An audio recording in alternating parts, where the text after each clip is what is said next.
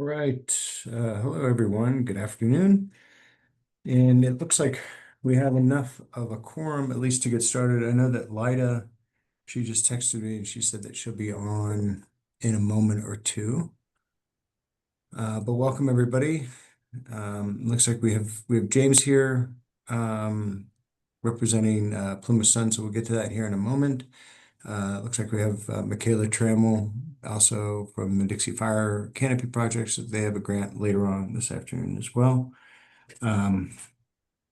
But we will go ahead and get started, and I'll go ahead and take a quick roll call. Danny Steyer, Here. Marcia Roby, Here. Matt Fogarty, Yeah. Greg Walsh, Trying to unmute. oh, Greg, we got you. We can see you here. Dax Albrecht, Here. thank you. And Shelby Lamb, thank you, Shelby. All right. With that, may I have a motion to approve today's agenda, please? I'd like to modify. Yeah. Could we discuss the coordinator position and what's going on? What the next month's show for that? Yes, can we discuss that under committee member updates? Okay, I just want to make sure we get that covered. Yep.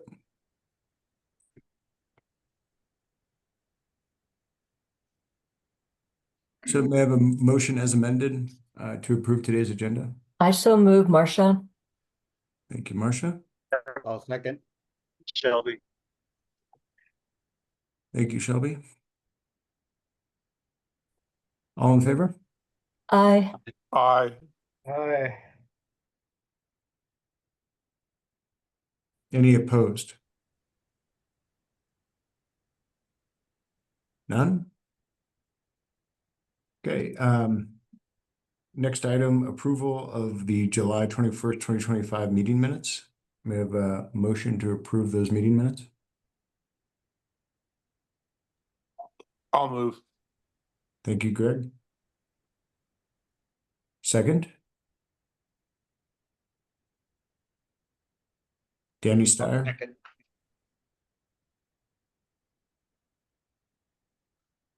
All in favor? Aye. Aye.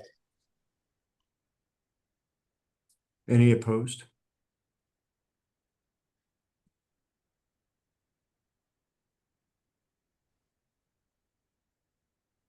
Okay.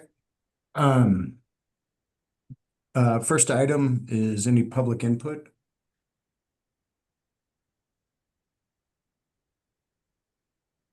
Anything ready for public input? Yeah. Where's the segment? Go ahead and. Okay, can you hear me, Patrick? Yes, Clint. Okay, I'm sorry. This is not public input, but just to let you know that Samantha can't get on until 3:45 Okay.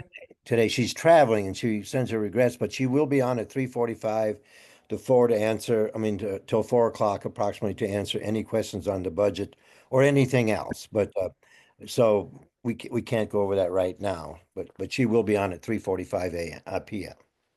Okay. Thanks, Clint. Kest, Sherry? Yep, it was cast. So let's see, I sent you information about the building houses and the 300,000. One of the things I wanted to clarify from that is the second page that had to do with the LLC would be if we were talking about private donors for the Dixie Fire Collaborative, it would probably mean putting the money in the Almanor Foundation so that they could legally take care of that housing project, since apparently we can't do it straight through the DFC. Yeah. But it would not be part of the LLC. It would be something where the money would go directly between Almanor Foundation and RRA builders. So I've approached them to talk about the details there. Second thing from public input is that the district, the services district met last week and decided that they do not want to sponsor the town center. They were working on that. They were a critical part of that when Adam was there in making that happen. So they were talking about selling the property, and they made it clear they're not going to sell the property that's been donated to them for that and that they purchased for that will stay as one unit so that we can have a town center. But we're now looking for which group is going to pick that up in order for us to build the town hall and library and town center. So while the DFC, as it's currently structured, isn't going to do that, maybe we spin off people from the DFC that will do that, or I don't know. But right now, there's no group that's working on our town center other than the county saying that they're committed to doing it, but waiting for somebody to come along and take the place of the community services district, who's no longer going to do it. That's it. Yeah, thanks for that, Kest. Yeah, and it's unclear right now, but potentially, Plymouth County has, at least said in a certain way or shape or form that the replacement of their buildings, the town hall, the library, and to a lesser extent, the substation is a general goal, but as they're still working on their strategic planning and how their principles and priorities kind of nest with that is unclear at this point. So, but yeah, it's not back to the drawing board, but it's just another part of the drawing board. Yep. Thank you, Kest. Mhm. Any other contributions at this time?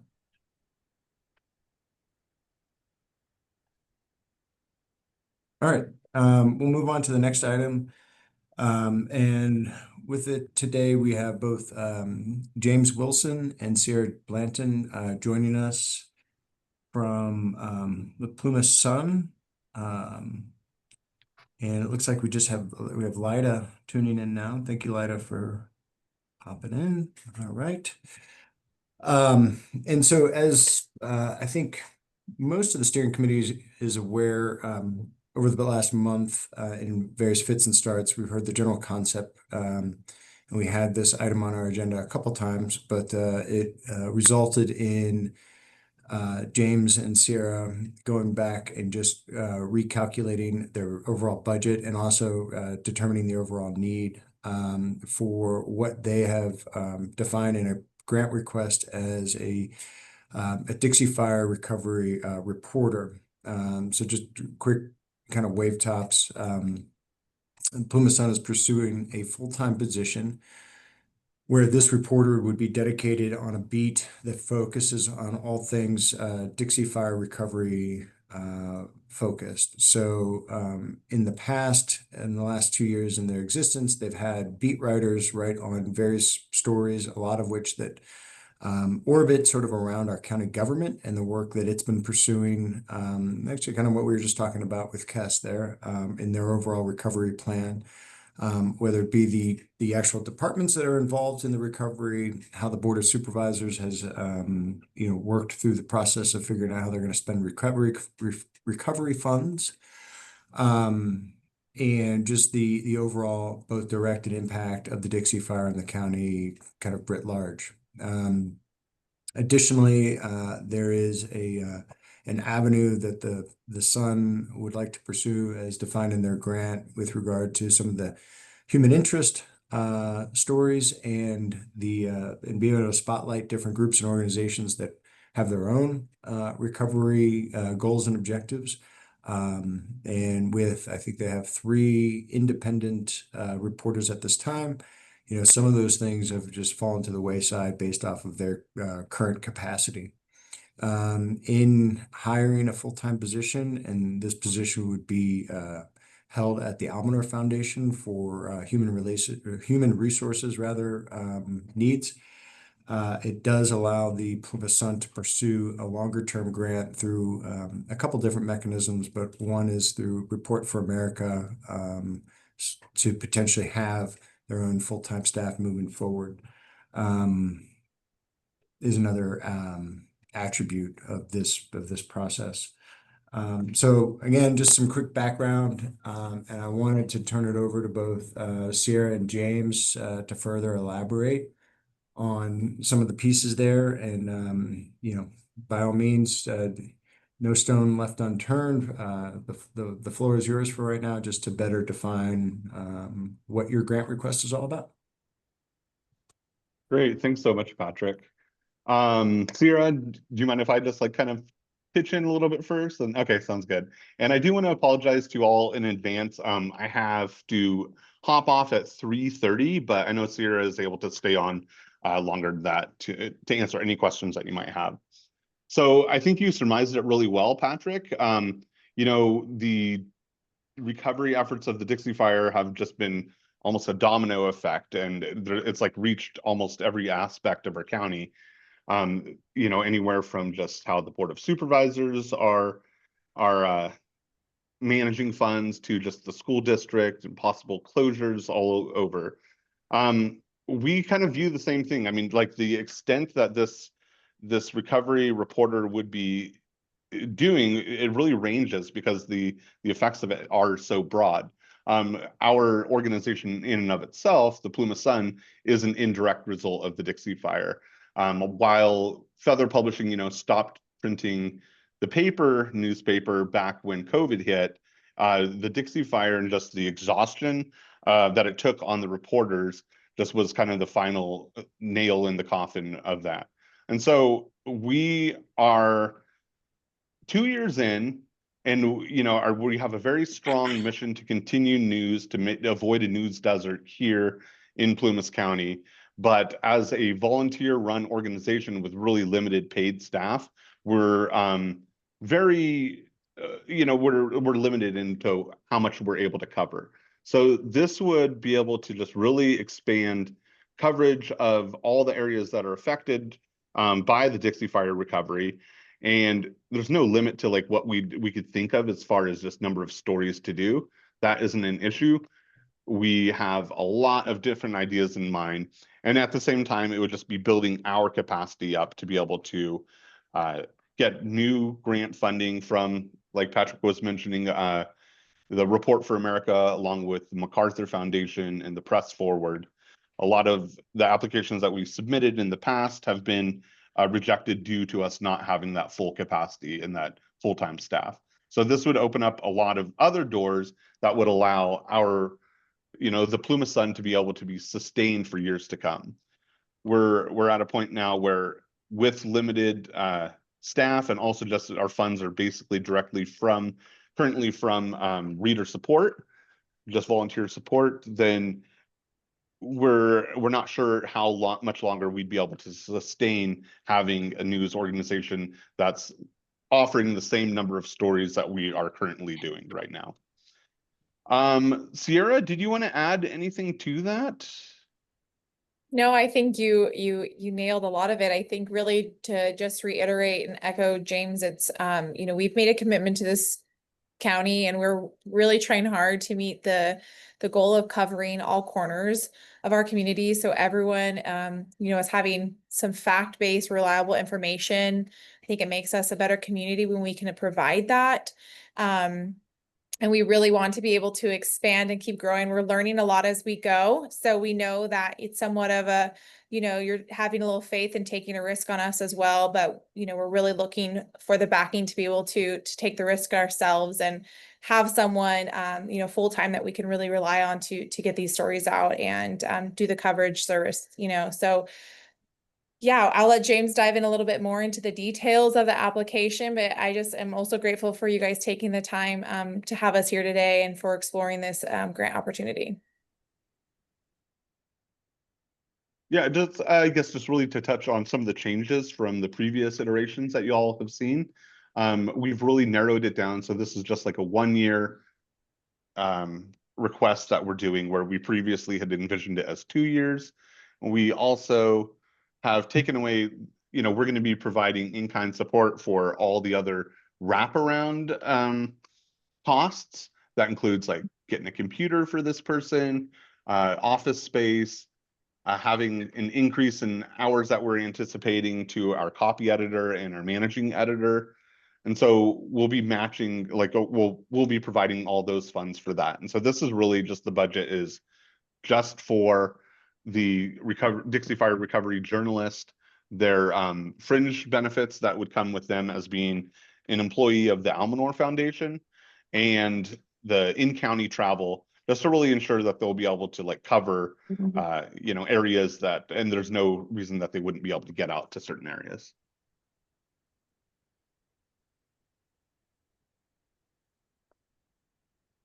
Thank you, James and Sarah. So team, over to you, steering committee with regard to general questions that you have. Yes, Danny, thank you. And then we'll go to Matt. Yes, my question is top of page 4. It says a full-time position or 2 part-time positions. So are we going to take out that language, or is it 2 part-time positions? Which is it? It's really depending on who we can find. Ideally, we would have 1 full-time position. We know that that's sometimes kind of difficult for the amount that we're providing, which is pretty standard for a journalist. So we wanted to keep that language in just to have the option of possibly finding 2 part-time that would equal 1 full-time FTE. I guess my concern was that it seemed like you had to have at least 1 full-time position to go after some of these grants that you're applying for. So I'm a little confused by that. Got it. Yeah. So I should clarify, we needed to have at least 1 full-time FTE to be able to go it. Right now, all of our staff together doesn't even equal 1 full-time FTE. Okay, so if it's 2 part-time, that's 1. Okay, good. All right. Thanks. Matt and then Greg. So I have a question related to the to the defining it as like a fire recovery journalist versus like a general purpose journalist.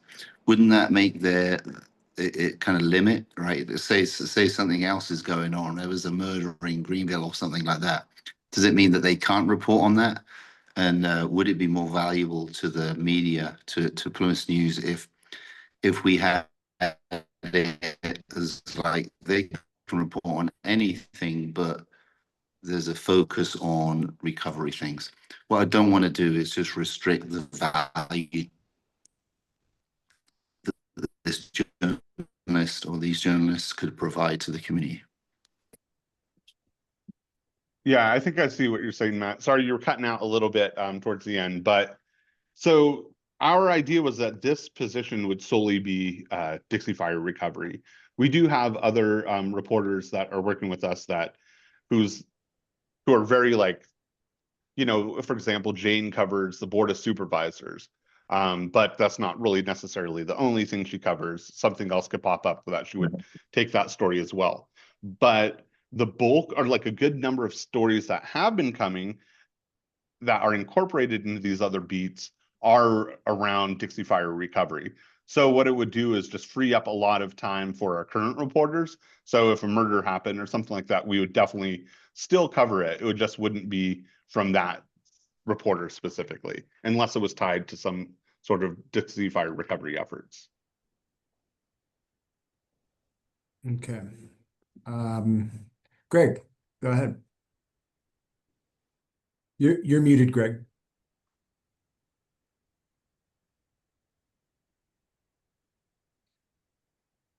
Maybe you're Got me now? Yeah, got you loud and clear. So I'm sort of the opposite of that. When I saw this and read through it, it found like that it was primarily looking for a way to get additional grant money to have a full-time employee. And I really question how many stories are really left. And I have a tag-on question for this. So James, you said that there was all sorts of unlimited amounts of stories. I'd like to hear a list of stories that are still available to do for a full-time reporter for this on just the recovery. Could you give me a list of stories? I can't pull out a list this moment, but I know that Jane, our editor-in-chief, has created a pretty comprehensive list. I would really like to know those. Okay. Go ahead. I can. Sorry, didn't mean to interrupt. Sorry. I can probably connect with her and we could provide that list. she's definitely under the impression that there would be not really any limit to the number of stories that could come off of this, especially really researched stories. I think part of it too is promoting the growth, right? And so many other things that touch the success of the areas that have been highly affected by this. So when we think about stories, we're not just thinking of, we're trying to be very broad in what that looks like and what kind of coverage we could provide. The restabilization of so many, different areas. I know even Jane with like the Board of Supervisors, right? There's a lot of stuff she's been able to cover in that as well. And so I think it depends how open your mind can go, I think, to the most black and white terms of stories. But I know that Jane has worked really hard with Lindsay Morton, who's also on our board, with really just discovering what kind of stories would really be included in this. And like James said, it's quite comprehensive. And if you'd like to see that list, Greg, I can totally have Jane email over the committee some of those thoughts, if that would help.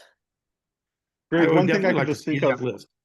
Yeah, like one thing off the top of my head, I mean, the Greenville Rancheria, it's rebuilding. That's something that we haven't really like gotten to touch on much as at the Plymouth Sun.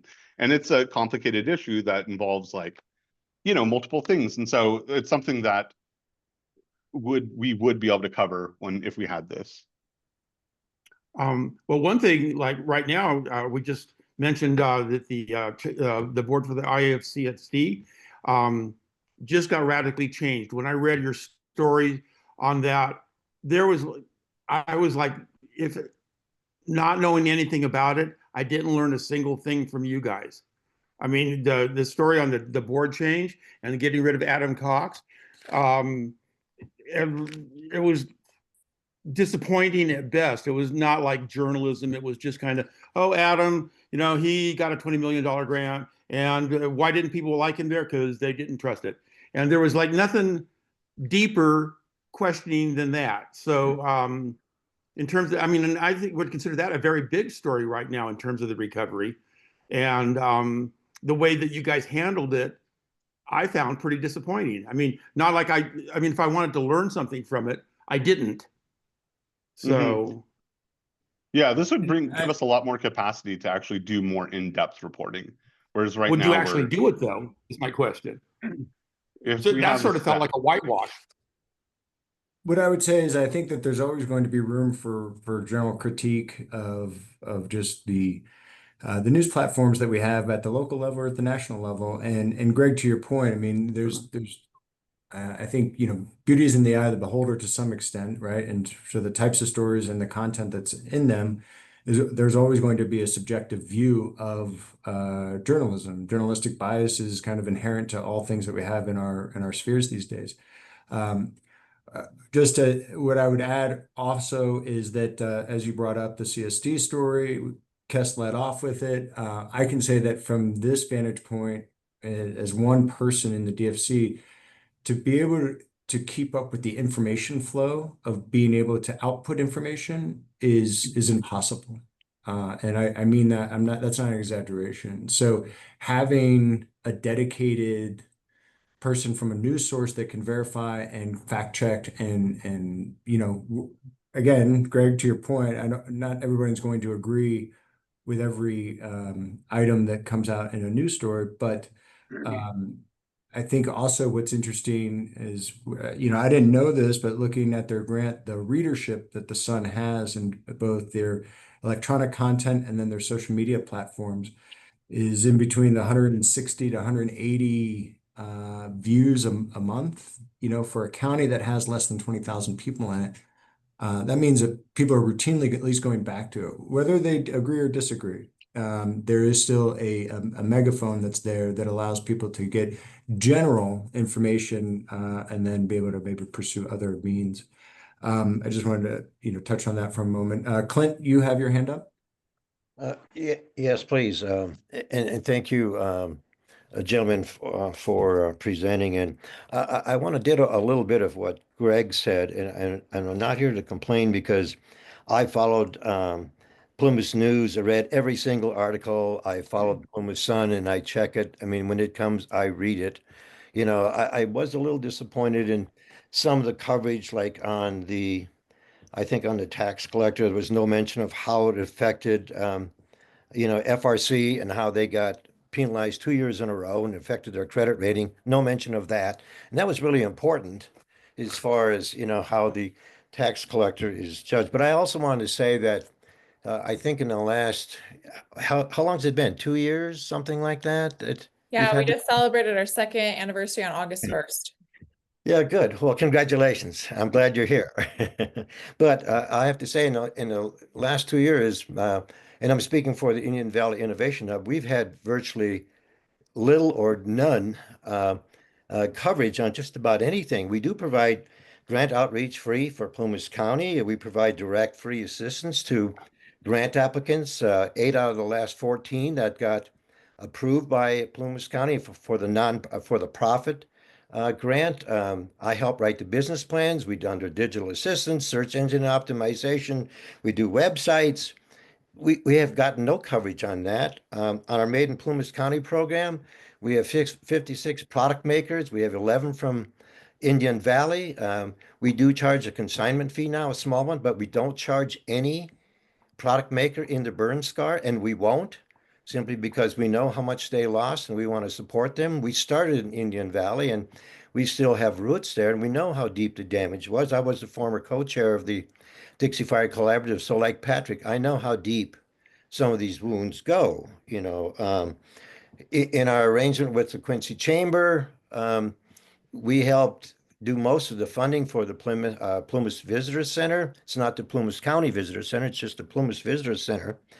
But we're the ones that bought the TV, and we got, the scrolling videos on there. We have display racks and things like that. And we display videos of Indian Valley every single day, 7 days a week. And some of our biggest videos are from Indian Valley. So we do that at our own expense. And we've been reporting economic and recovery information for the Board of Supervisors for almost 2 years. And I did it every single meeting until this year. It's just once a month instead of 3 times a month. So we've done a lot about that. And we feel that, we've been missed by some of that coverage. And that's all. Sounds like a Dixie Fire recovery reporter might help. Yeah, and Clint, just to your point. Go ahead. Sorry. Go ahead, please. I want to recognize, like, I think all the feedback is fair, and we feel that too. And I think this is us really wanting to strive. This has been one of the top priorities when we're looking at, when we've asked for funding, it's been directly around what we are missing and what, this area in particular. Jane is a big champion for this as well. And I feel like we can do better, and we recognize that we can do better, and we want to. We don't want there to be deserts and pockets of missing information that our county and public should know about. So I appreciate you sharing that sentiment. And Greg, I appreciate yours as well, because we want to hear the feedback and we always welcome it. You can always email us as well if there's something you felt was missed or something you'd like us to cover. We do the best that we can. So yeah, please, I appreciate the feedback, and I welcome it when anyone wants to share. So you also have on your steering committee a person who has a family foundation that has done great things. And I never get to read about it in the Plumas Sun, about the Feather River Community Foundation, and Marcia and her family are very much behind that. I'd like to see so much more about Kes Porter. I mean, what that man has done and Sherry has done together is beyond me. I don't know how he does it, and he constantly does it. I mean, I can drive by and I see him there picking weeds. He built that, hoop house, and he lets people use land for free. And I mean, he's building a house, trying to sell it for no profit. And I'd like to see a story about what makes that man tick, because he's a prince of a guy. And I'd like to see stories about that, because those are the stories that make Indian Valley truly what it is and the best things about it. Thank you, Clint. And we'll move on to Dax and then Dixie Fire Canopy Project. Go ahead, Dax. Yeah, I think, going off what Clint said, that seems like a pretty good argument for, funding this position. If your criticism is with the breadth and depth of the reporting they do, it's because it's largely volunteer based, and, adding a paid reporter is going to go a long way to improve the amount and quality of work that Plymouth Sun can do. So, I think if you value local news for disaster recovery and, just in the county in general, I think this is something that we should support. All right, Dax, we'll go to Dixie Fire Canopy and then Lida. Yeah, so I just wanted to, this is Michaela Trammell with the Dixie Fire Canopy Project, and I just kind of wanted to go off of what Clint had said, and that every article that comes out, I'm right there reading every single thing in it, trying to get as much information as I can from any area possible. I do believe that the Dixie Fire recovery efforts need so much more coverage, stronger voice that's gonna promote exactly who's doing what and how it's affecting the community as a whole. There's just so many people out there that are doing great things within the community, and you hear almost nothing about them, and they do deserve some sort of recognition. You've got people just donating their time with their equipment, and they come over without asking for any kind of paycheck, and they'll pick up a rock that maybe you can't, this is just my experience, but there's just a lot of people out there trying to lend a hand, and I believe that you guys are doing a great job, but I would like to see a little bit more regarding the Dixie Fire recovery. And that's kind of all I have to say. If you want a story, I've got one for you. A good one. All right, thank you, Michaela and Lida. Yeah, I just want to second what both Patrick and Dax said, that all of these comments about coverage or lack of coverage are a big argument for funding this position. I think I'm a pretty faithful reader of the Sun, and I'm sure there are things that are missed, but one way to make sure it doesn't keep getting missed is to hire somebody to cover it. So I'm for it. Okay, Lida. Any other last comments or questions? I'd love to hear a great story about the Plymouth Sierra County Fair that just ended.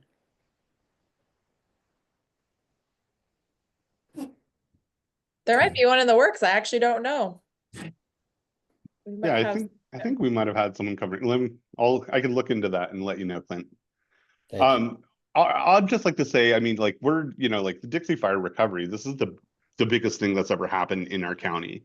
And there's going to be years from now, people are going to be unsure about like, oh, how did this happen? It's like, I think it's just really important that we archive the stories that are coming out of this moment. And that's what we want to do a better job of doing. We just can't at our current capacity level do as good of a job as we'd like. And so that's part of why we really want to increase our capacity. Okay, thank you for that, James. All right, and with that, would anyone like to make a motion to approve $76,726 for the Plymouth Sun grant for the disaster recovery reporter? Marcia, I would like to say that we're going to give them $76,017 76 cents. It was $76,726. That, yes, for the Plymouth Sun, for the disaster recovery position. I think it will help our whole burn scar area. I'll second that motion. Lida, thank you. All right, Marcia Roby, how do you vote? Yes. Danny Steyer, Yes. Lida Scoggin, Yes. Greg Walsh, I vote present. present. Yeah. Okay. Matt Fogarty, Yes. Dax Albrecht, Yes.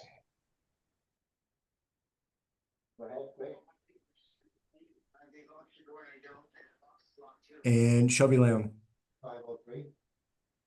Yes. Okay, that motion stands approved. to the Plymouth Sun for $76,726 for the disaster recovery reporter. All right. Thank For you. yeah, Thank you all so much. Thank you so much. We promise to do our best. We won't let you down, Greg or We'll Clint, see. anyone. And please, once we have this live, we want to know what stories this reporter will Did you want know to that Adam Cox was in let me get this town, and a little newspaper that he was like working with, called him a grifter and a charlatan and complained about a complete lack of transparency. And he billed him $100,000 and they're really pissed off about it. You guys could do some investigation. I mean, seriously, He worked for three districts at the same time. Huh?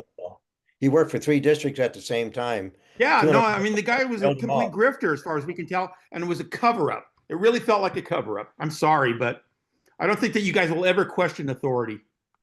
Wow. so Well, I think we'll make a great so- source for you guys. Give them a call.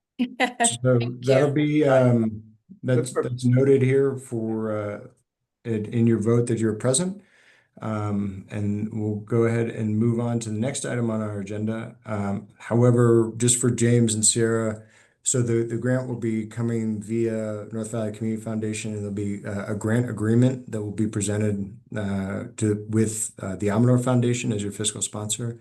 And so that should all be happening in the next week or two to move forward. Great. All right. you. Thank you both very much. Thank you. All right. Clint, I know that you said that Ms. Lenhart, Samantha will be on at 3:45. Yeah, about 5 or 6 minutes. Yeah, that's okay. But I think we can probably at least we can move forward to some extent just in discussion around just the general concept. I know that for the team here, we heard 2 weeks ago the general concept. And I'll just kind of back up a little bit for the benefit of the broader audience, for those that weren't potentially there. But so the Indy Valley Innovation Hub has developed a concept for to attract would-be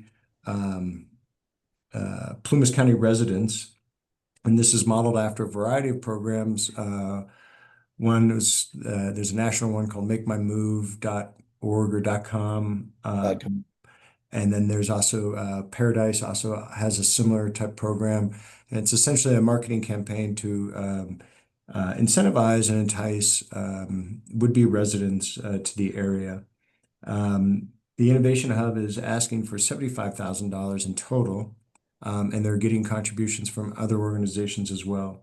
Of this particular $75,000, $40,000 of it is spent specifically on the website creation and various platforms in it. I think you're able to take a look at the budget. I'm going to go ahead and share my screen just to kind of show everything here real quick. And this is, I think in total, they're looking at $125,000 for the entire program, but that's where they're getting additional contributions. This is a budget that Sam Lenhart put together. So you can see the general funds being 40,000 of it going to website paid ads, lead follow-up system, webinars, and kind of a critical feature that both Sam and Clint talked about before, which was the concierge support.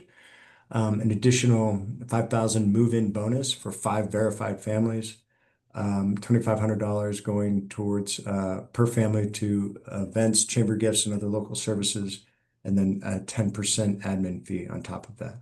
The breakdown beneath here applies to this $40,000 that was identified for the website, and that is down this second component of the budget that you see here. So I think Sam will elaborate more fully on that when she arrives. But Clint, over to you if you wanted to just kind of add anything that was maybe left out 2 weeks ago, or anything that you wanted to fill in the team on.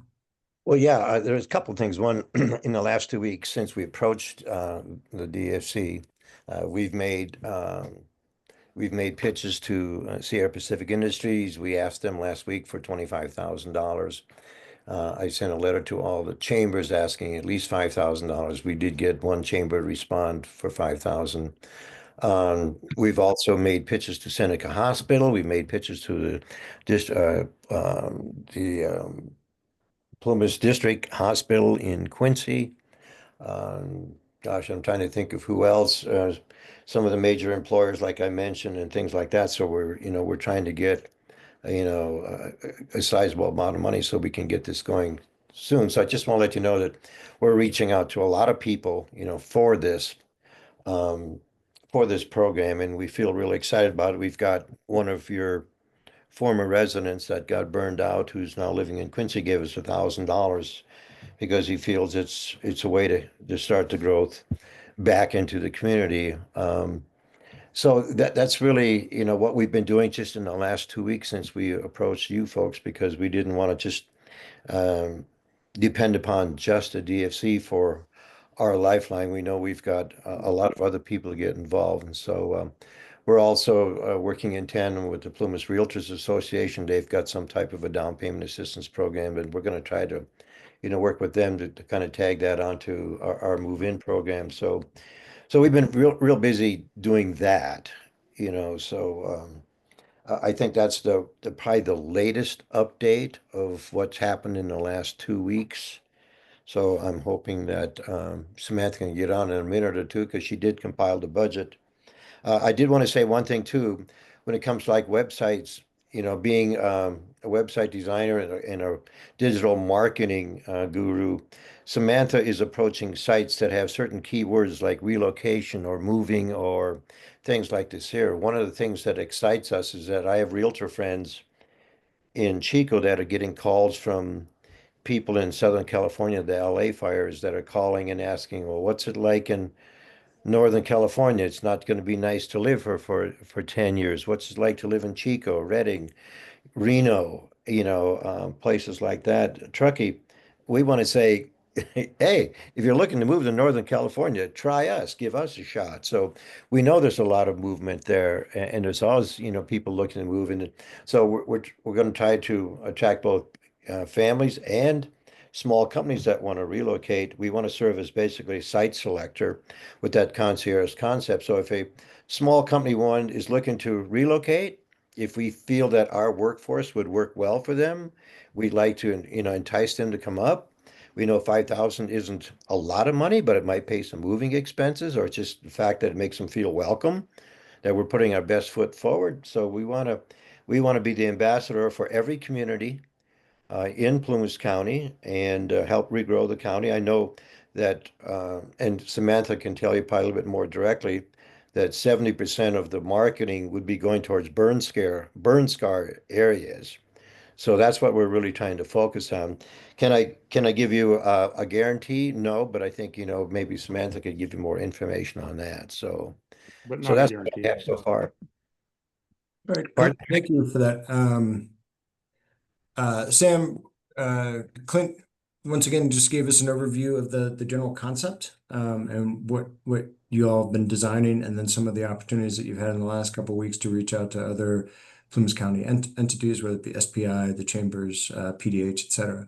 And just to kind of put you on the spot here, if this was a good time to kind of elaborate a little bit on the budget for what you're asking specifically, the 40,000 with regard to the website creation and whatnot, and then there's that additional 35,000 in just the other expenses. Would be great for the team. Let me dive in. So the website of the 40 for digital will be around $5,000 for the development. So the website will be basically where every single ad will go to land, and that will be the funnel. So it needs to be super engaging. It needs to promote Plymouth County, it needs to promote our burn scar areas, it needs to have a very hopeful and celebratory, you're part of a bigger picture of regrowth style, and then the lifestyle. So that's the website creation actually currently being built at the moment. I just had my agency start at no cost. Because we need to get this built out. So 5,000 that will go to that. This is if I were to charge a normal client about a $20,000 website, because it's going to include funneling, Basically, when you submit your information, building an application process as well. So out of the 40, after that, we have 35,000 left. My dream is to have around 4,500 a month for just ads. That's my dream. And the reason and where that number came from is we pulled reporting of what other entities are advertising in our space, basically recruiting people to move. So you've got basically entire states that are advertising, relocating to their state. So they have a lot of grant funding, a lot of government style funding that's moved to Tennessee, so if you start researching and just Googling yourselves, you'll see these ads that pop up. The nice thing that Google does is when we can bid on keywords, so for example, affordable mountain living, we want to be able to bid on that word. So I know this is a little bit in the weeds, but I think it's really important to understand if that word costs $2 for us to bid on it, but we only have $1 to bid, our ad will not show up for that word. That's like 101. Okay. So if I'm a law firm, sometimes just to bid on a word, it costs $200, literally just to be eligible to bid. That's how insane it is.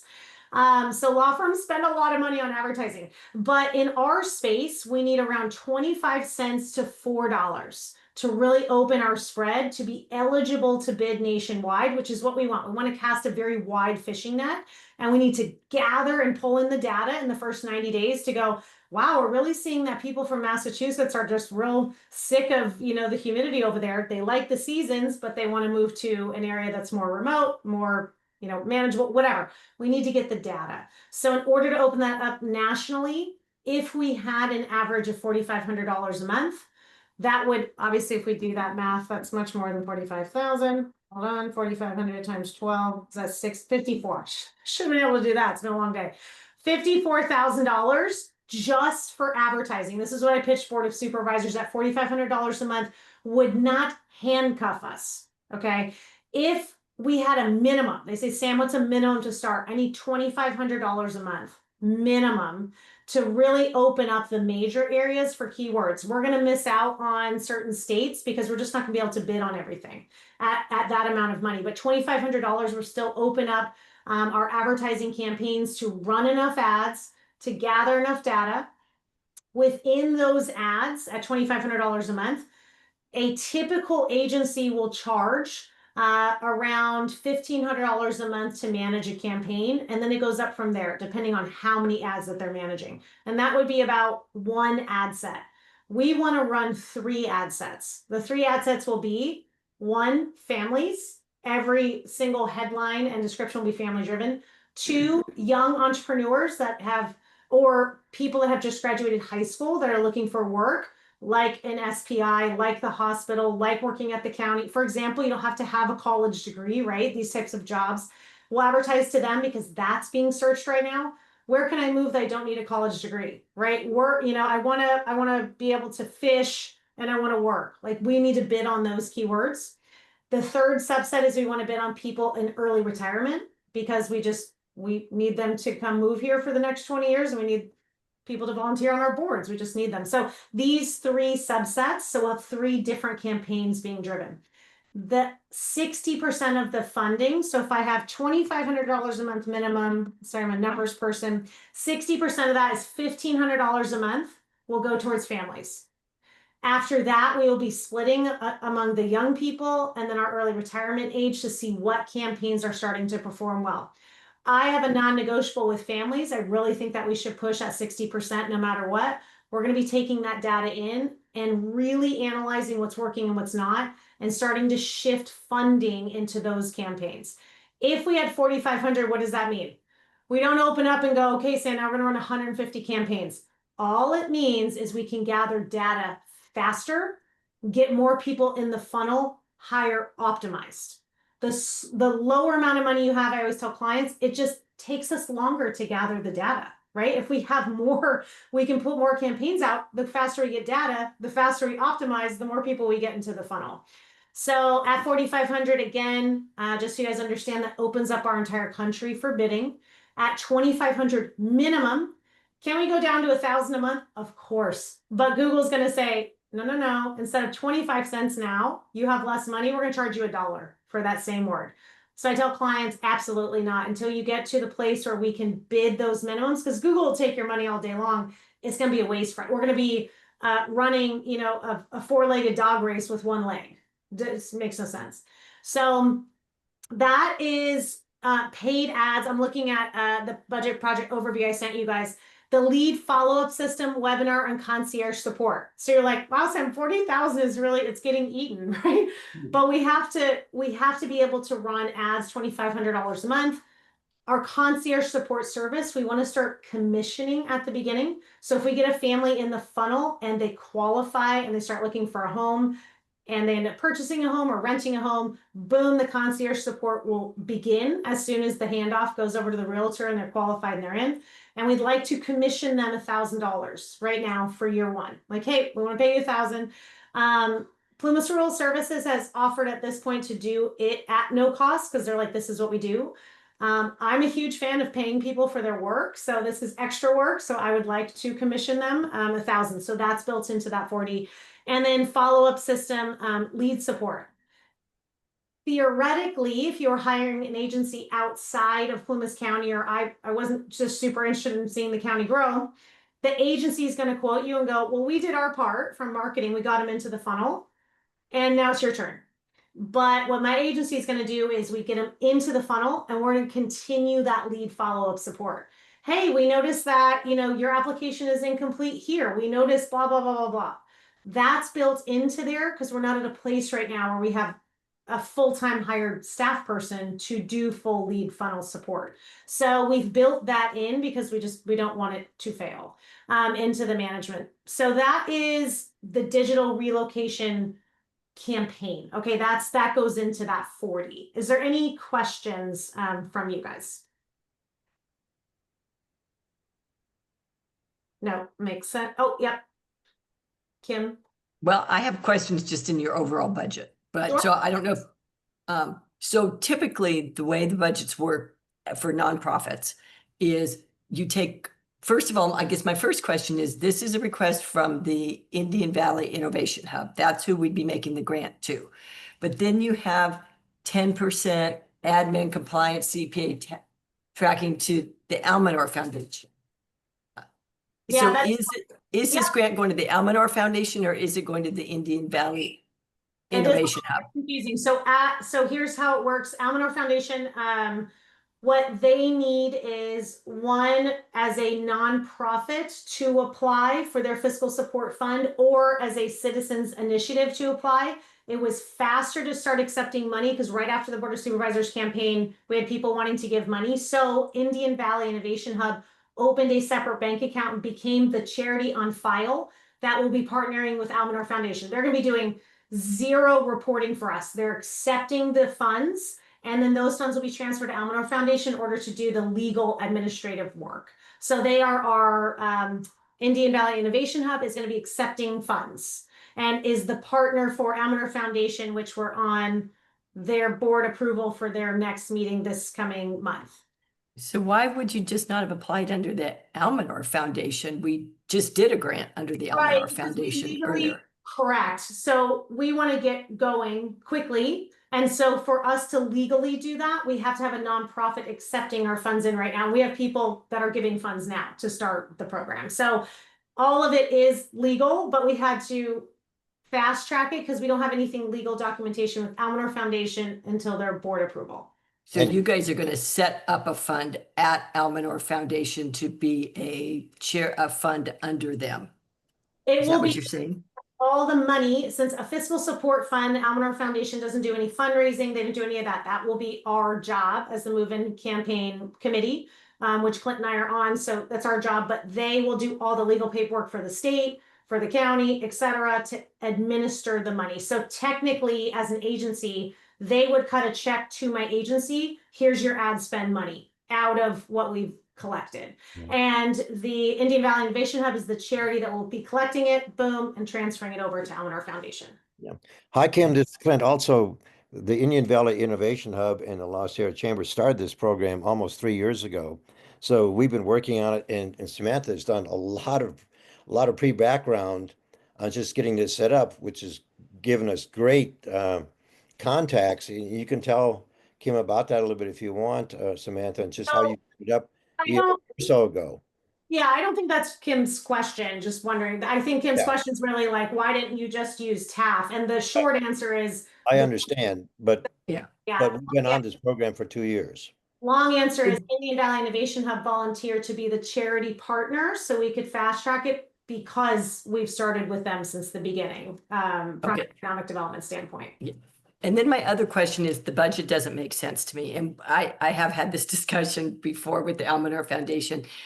10% overhead is typically what your expenses are. So in the one budget you have move-in expenses, you have the digital relocation at 40,000, incentive for relocating families at 25,000, local welcome package at 2,500. So that's a total of $67,250. So the overhead on that, which we have always done at the foundation, is 10% on your expenses. So that's $6,725 for a total grant request of $73,975.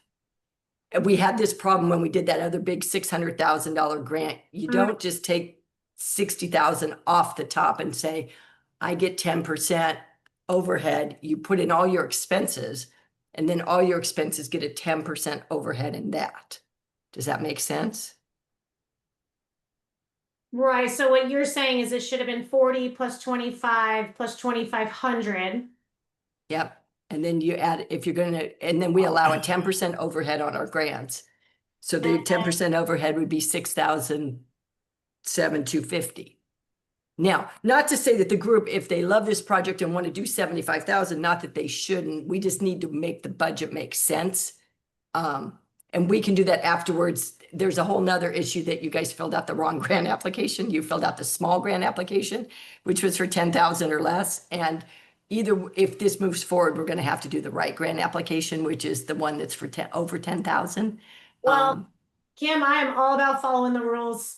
Sorry. Yeah, well, Whatever you need, Yeah. we will edit. Yeah. Yeah, So yeah, we'll we just need the cover- budget, we Yeah. need the budget to make sense back, and then also back on page 4, you talk about the relocation campaign of 62,500, and then you have administration and compliance oversight Taft, 12,500. So, like I said, we Right, just that was need on- to, Yeah, okay, Make- so we just need to button that up because it just sounds like, because that was the full 125,000 ask, that was the 10% on that, so that's where that, oh, that's where that came from. Yeah, and this is not the full 125, this is a 75. So I guess we'll just button up, obviously, if we filled out the wrong application, that's pretty bad. So we'll need to figure out we'll need to apply for the proper application. I would say then, just so I'm totally understanding, we do the full ask for 75. So then within that TAF, it wouldn't even be in there, right? We wouldn't even be putting that in there. yeah, you put it in, but you say, what are your true, basically the way nonprofits work when they do these grants is, what are your true expenses of doing a program? So if Oh, your so true, that's not considered an expense. yeah, if a true expense doing a program is $75,000 and then the overhead is 10% of that, or if the true expense of doing this program is $70,000, then the 10% overhead on your expenses would be 10% of that. They kind of use this formula for all the grants they get from governmental sources, from its expenses, and then it's 10% of your expenses. If that makes sense.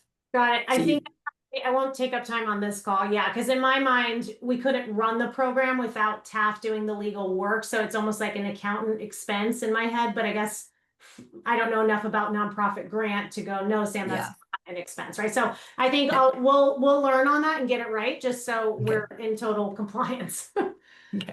Yeah. So we'll offline on that for sure. And Kim, the Union Valley Innovation Hub isn't taking a dime out of any of this. We're just a pass through.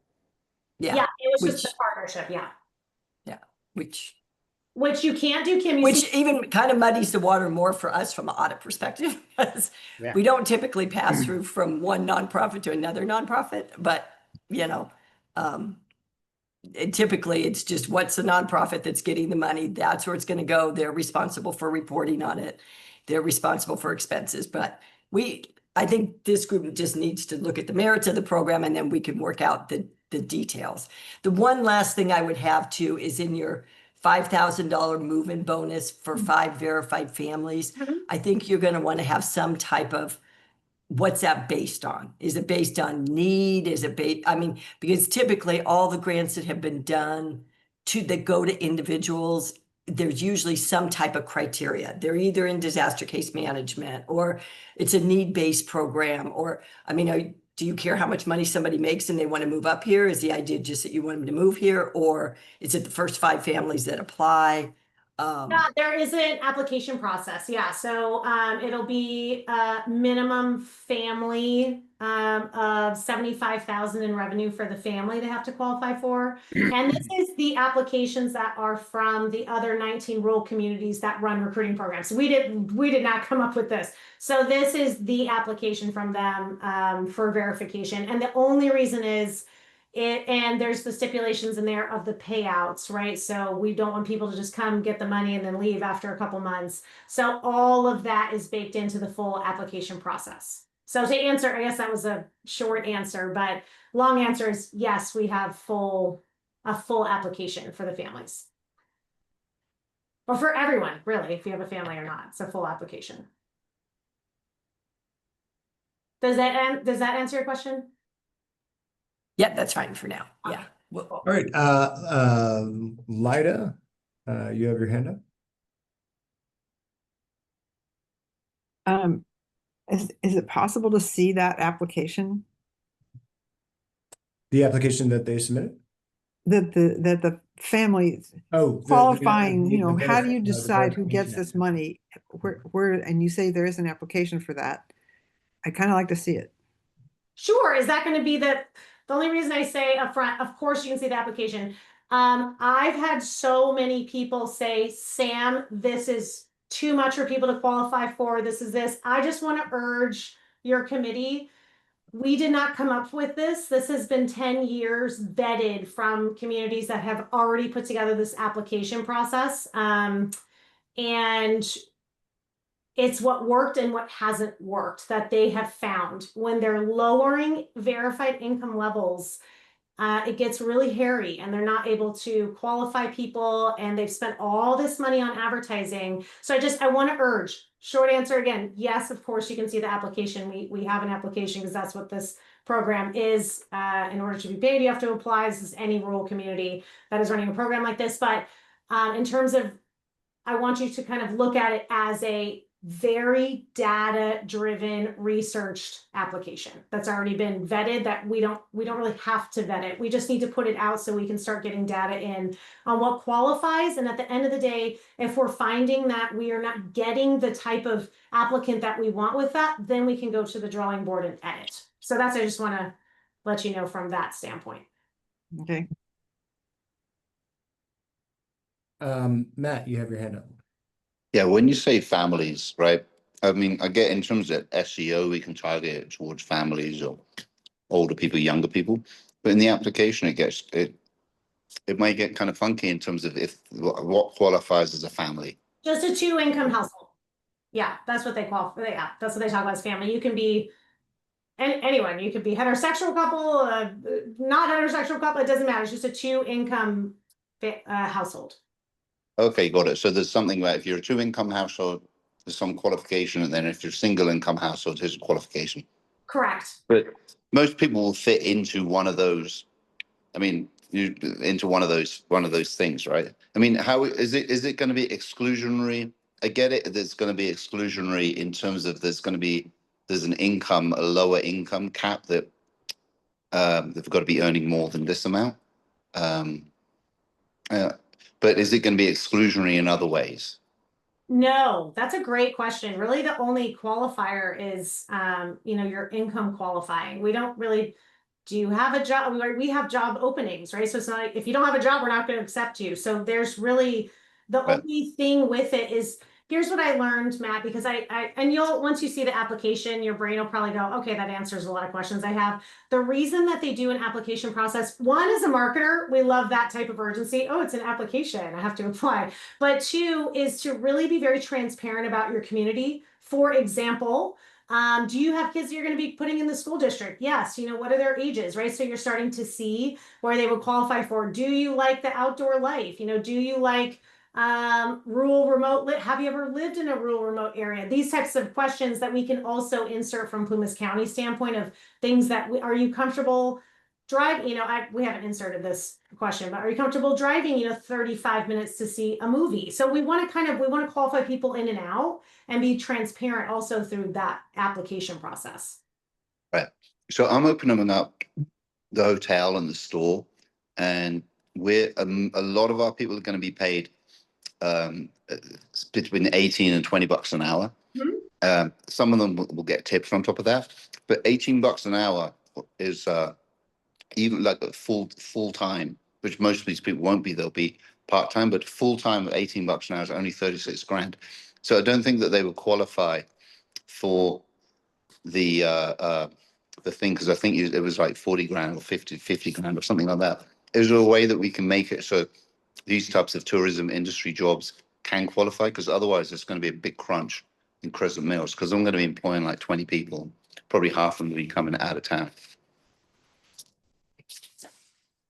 That's a good point. I'm just making a note here so I can think through that. I don't want to give you answers that are not going to be accurate. So can I think through that one? Yeah, definitely. Greg, you have your hand up. Yeah, I'd like to know kind of how much money have you collected from the various communities, from Portola, from Gray Eagle, from Quincy, and from Chester?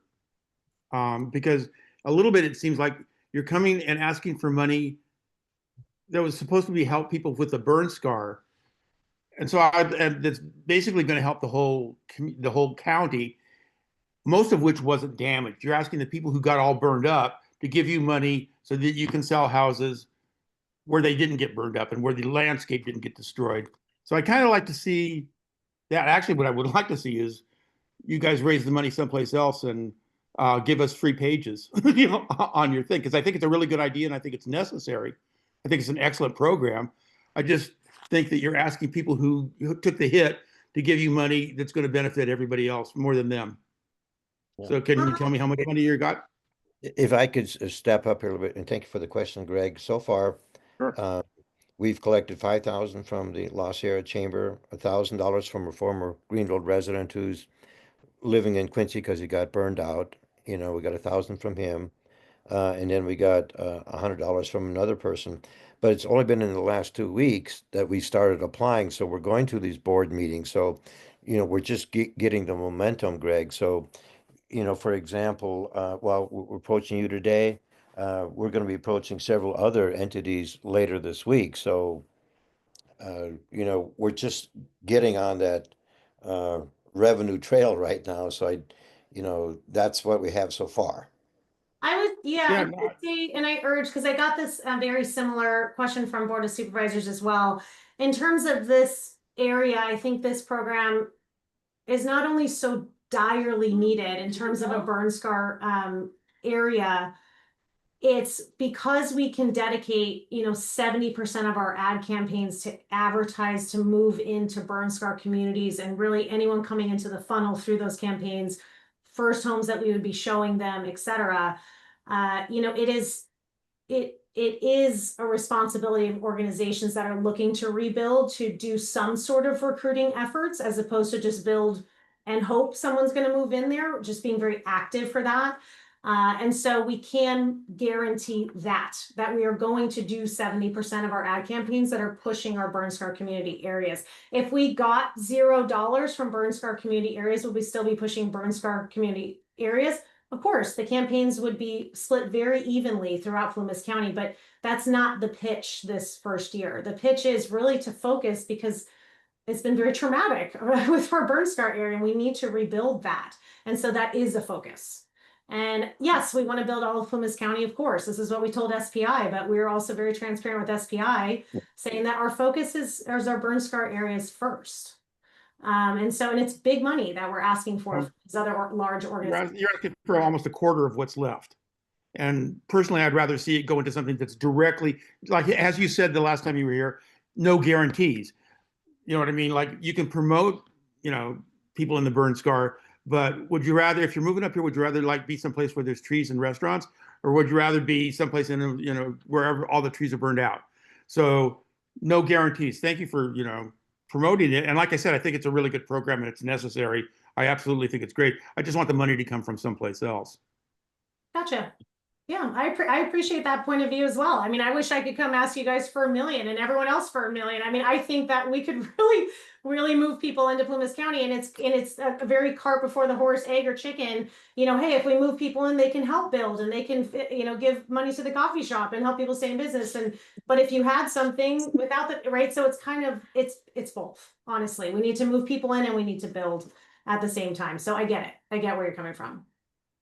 Just a couple of items. So for Clinton Sam, yeah, on my self-imposed deadline, before meeting is Thursday. So that's why when I received your application, I glossed over the fact that it was the small grant, and I went straight to the budget just to be able to get that out to the steering committee so they could review it over the weekend. So tracking that a refinement and a redraft in the large grant would be necessary, which we can cover later.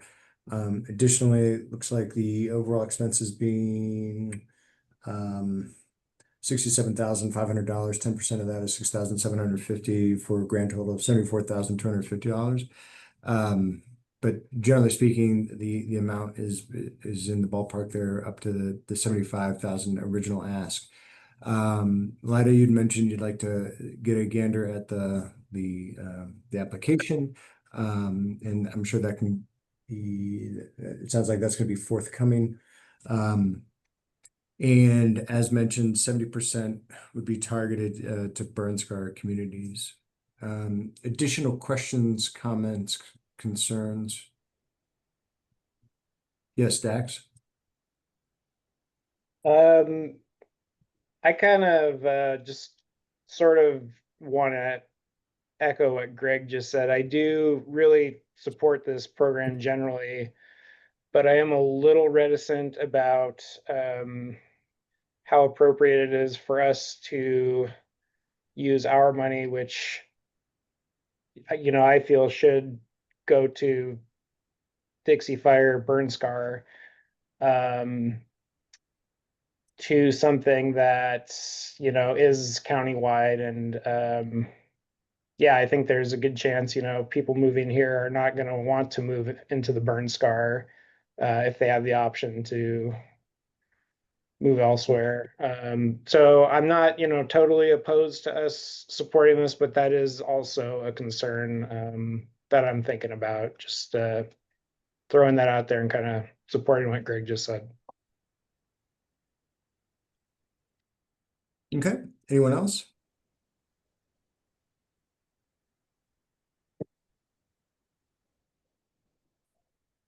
Okay, looks like Matt was going to say something, but decided not to. So a few different options. So actually, no, actually, sorry, I got a comment.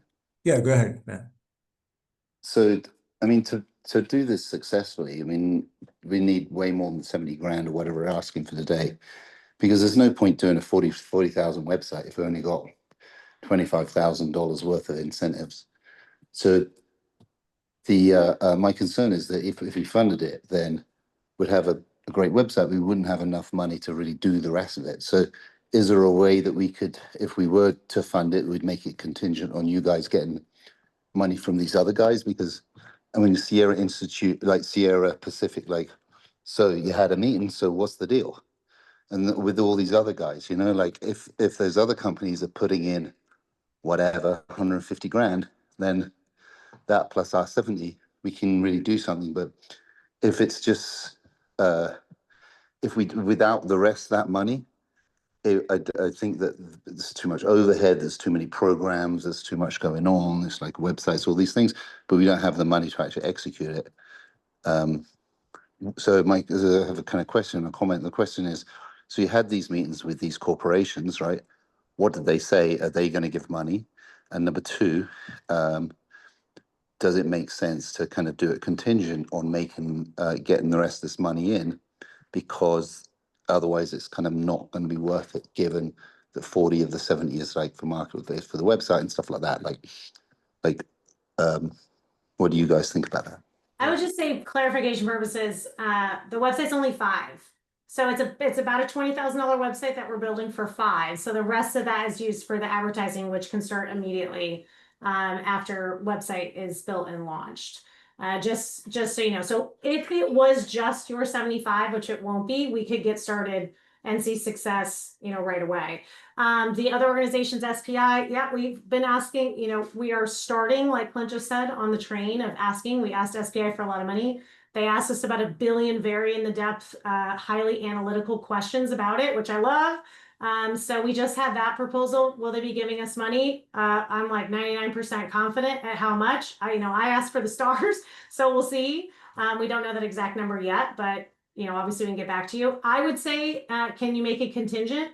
You guys can probably do whatever you want, right? When you're giving money to certain organizations, I would say I hope not, because Clint and I are going to be exhausting ourselves going and pitching everyone known to man, but we do already have other organizations that are committed with funding, so it's not just you guys. But I would say, yes, we are going to all the bigs. And if it was just your money, which it is not right now, we could already get started. I mean, for a large chunk, right? I asked Board of Supervisors for 125, and everyone in the crowd was like, why aren't you asking for more? Like you just said, Matt, like this is so needed.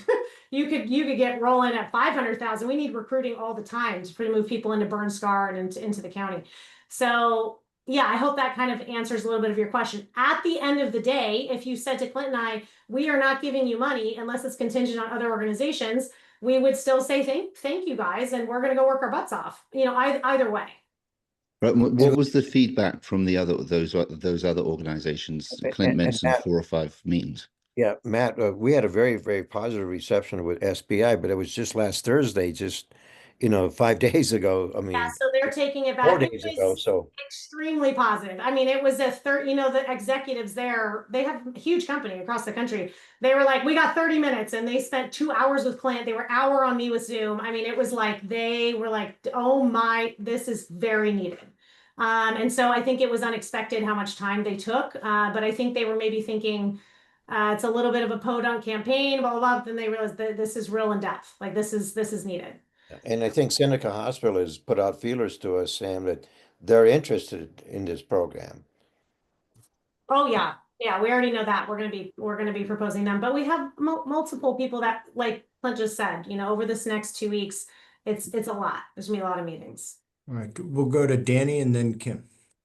Yeah, my question is, yeah, contingency is key, really, for comfort level. Because right now we're putting out, we see it as a big chunk. Might not be, and it really isn't a big chunk of what's needed, but it's still a big chunk coming out of our coffers. So I think for comfort level, we'd like to make sure it gets going. And of course, then we'd like to see the return to the Burn Scar as well. I'm not real comfortable. I'm not hearing many people comfortable with no promises can be made, but we'll try to lean that way. That's not a real comfortable position for us to put money towards, I guess. All right, we'll go Kim and then Greg. Thank you, Dan. So, couple things.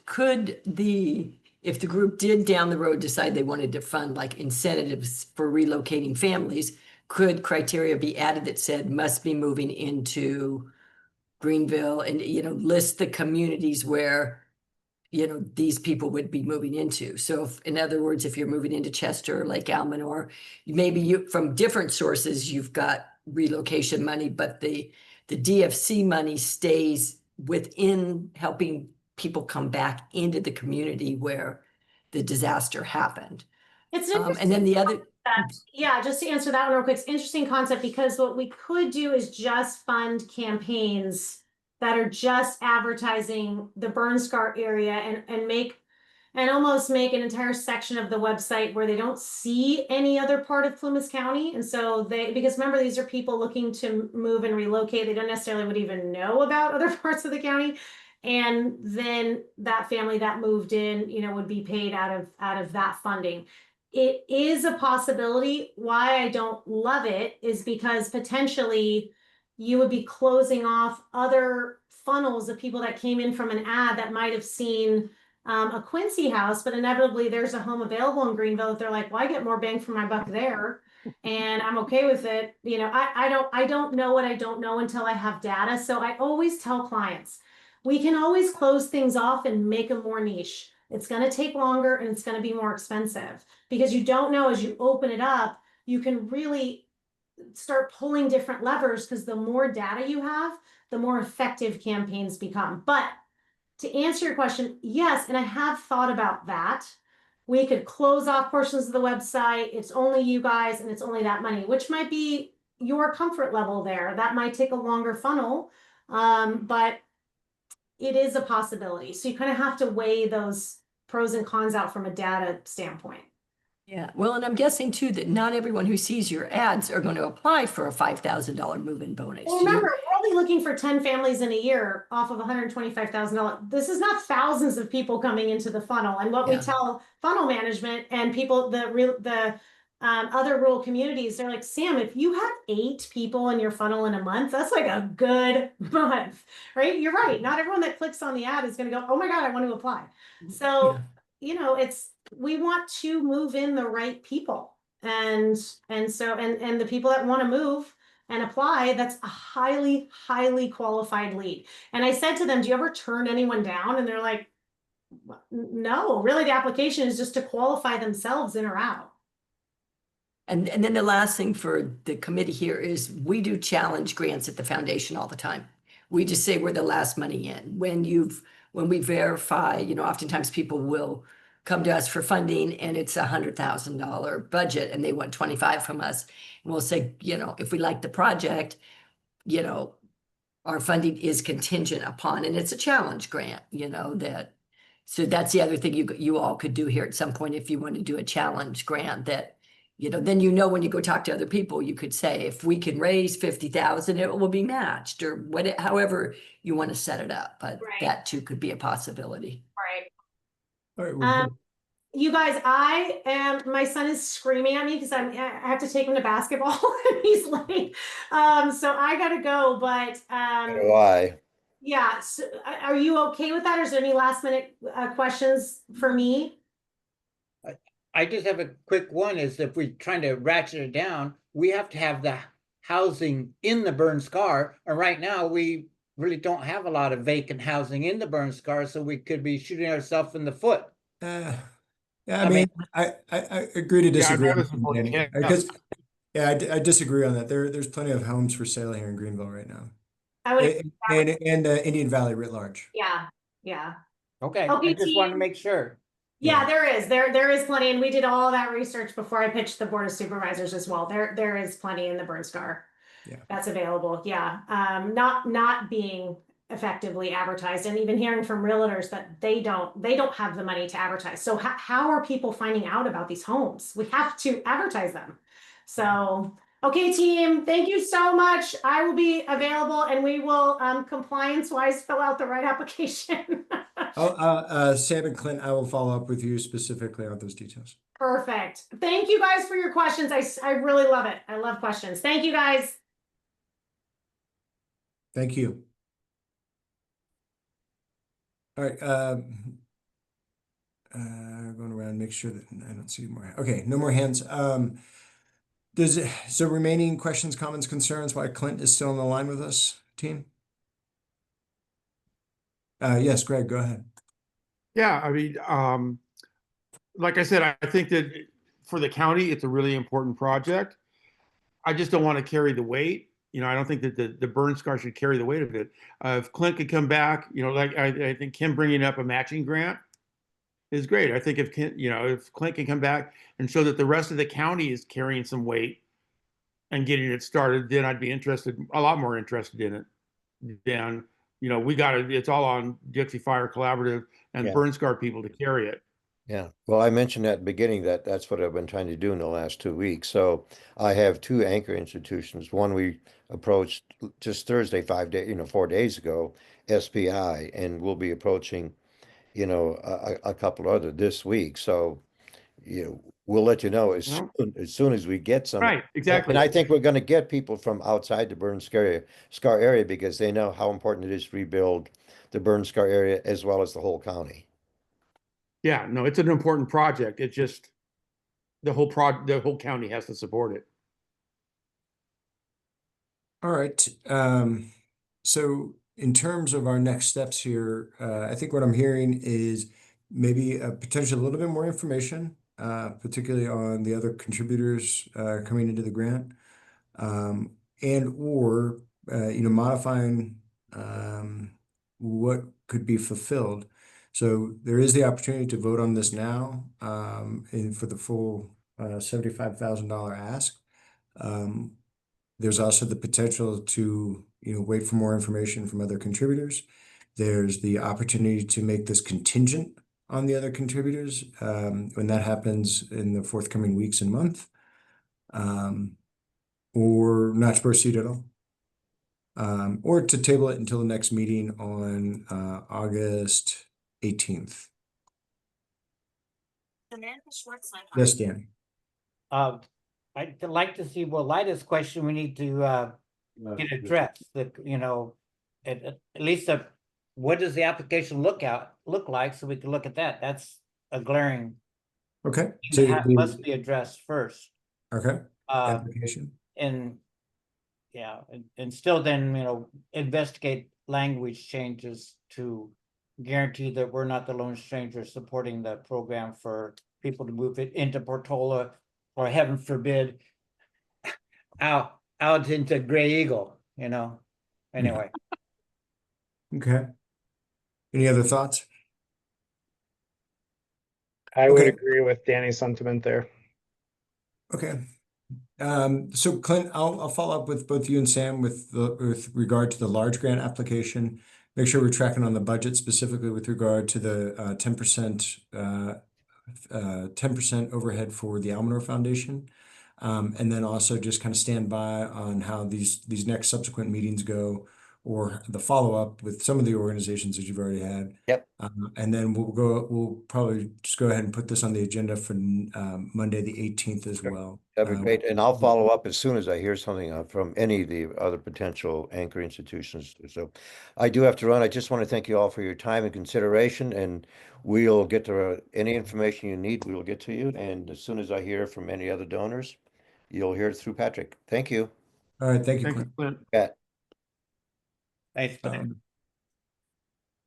Okay. Moving on to our next item, and our last grant request for today is the Dixie Fire Canopy Project. As you recall, earlier in the spring, we granted $100,000 to the Dixie Fire Canopy Project for their general scope of work. The similar mission to what they had last year, and incorporated into that was a $17,000 budget request for the Dixie Fire Canopy Project to support the landscaping and upgrades of the exterior of the American Legion with regard to their new build that took place over the last several months. So the Dixie Fire Canopy Project agreed to do that work with the American Legion. And as time went on, there were additional components that were not realized at the time in the spring when the Canopy Project had applied for their initial grant. So the budget that was identified was woefully inadequate, as the general contractor and some of the requirements from Plymouth County were identified, and instead of them being nice to haves, they became must haves with regard to the landscaping code and just the facilities that they needed and the irrigation system. And so Michaela Trammell is here to elaborate more fully. And so what this grant would do is the money that they spent on that is costs that they've already incurred. And then this would backfill their general operating funds so they continue to do the general mission, the general purpose of the Dixie Fire Canopy Project, to continue to work their was it 2 trees and 4 shrubs of the general work that they do. So with that, I'll turn it over to Michaela, and she can explain a little bit more fully. Thank you. Yeah, so it's actually 4 trees, 2 shrubs, just a little I minor always get it detail. backwards. Sorry about that. And I apologize. I did not foresee every different cost that was going to come out of this project when we agreed to assist them. So I do have a simple budget here. I also submitted a spreadsheet that kind of broke down exactly how we got into that and what exactly the Legion Hall project cost. So we are requesting the $19,000 to go towards our regular operating funds. You can see in the budget there, we do have a gravel expense that has not been paid yet for that landscaping. It's a little over 800, but we're just putting 800 for clarity. I do want to start with a frequently asked question that I have heard every time I have come and spoken with you all is what other grants have we applied for and are waiting to hear back from. So I did want to kind of run through those as quickly as I could. We do have a Patagonia grant in, a Kubota Hometown Proud grant, Union Pacific Foundation, a Lots of Compassion, California Fire Foundation, Statewide Disaster Relief and Recovery, PG&E Better Together Nature Positive Innovation Grant, an Arbor Day Foundation Community Tree Proposal, and a Cliff Family Foundation grant. Those are all pending, and we are hoping to hear back from them within this month or next. So with that being said, I did want to just request the 19,000 so we can keep going with our regular initiatives to plant trees in the burn scar, hopefully try to beautify the area, bring in some people that would like to move here, and I will leave it to you guys for any questions that you may have. You can see our budget there. Yeah, thank you for having me. Any Greg, questions? Greg, your hand is up. Go ahead, please. Yeah. Hi, Michaela. So you don't know how many of these grants are going to come in. I mean, I get it that the budget overran and it was like weird, bizarre stuff. So I'm wondering, like, if the DFC could like loan you money that could be paid back out of grants or something so that we could use it for something else, or if we really need to like just cover the overrun mistake. I mean, I don't know exactly how to ask that.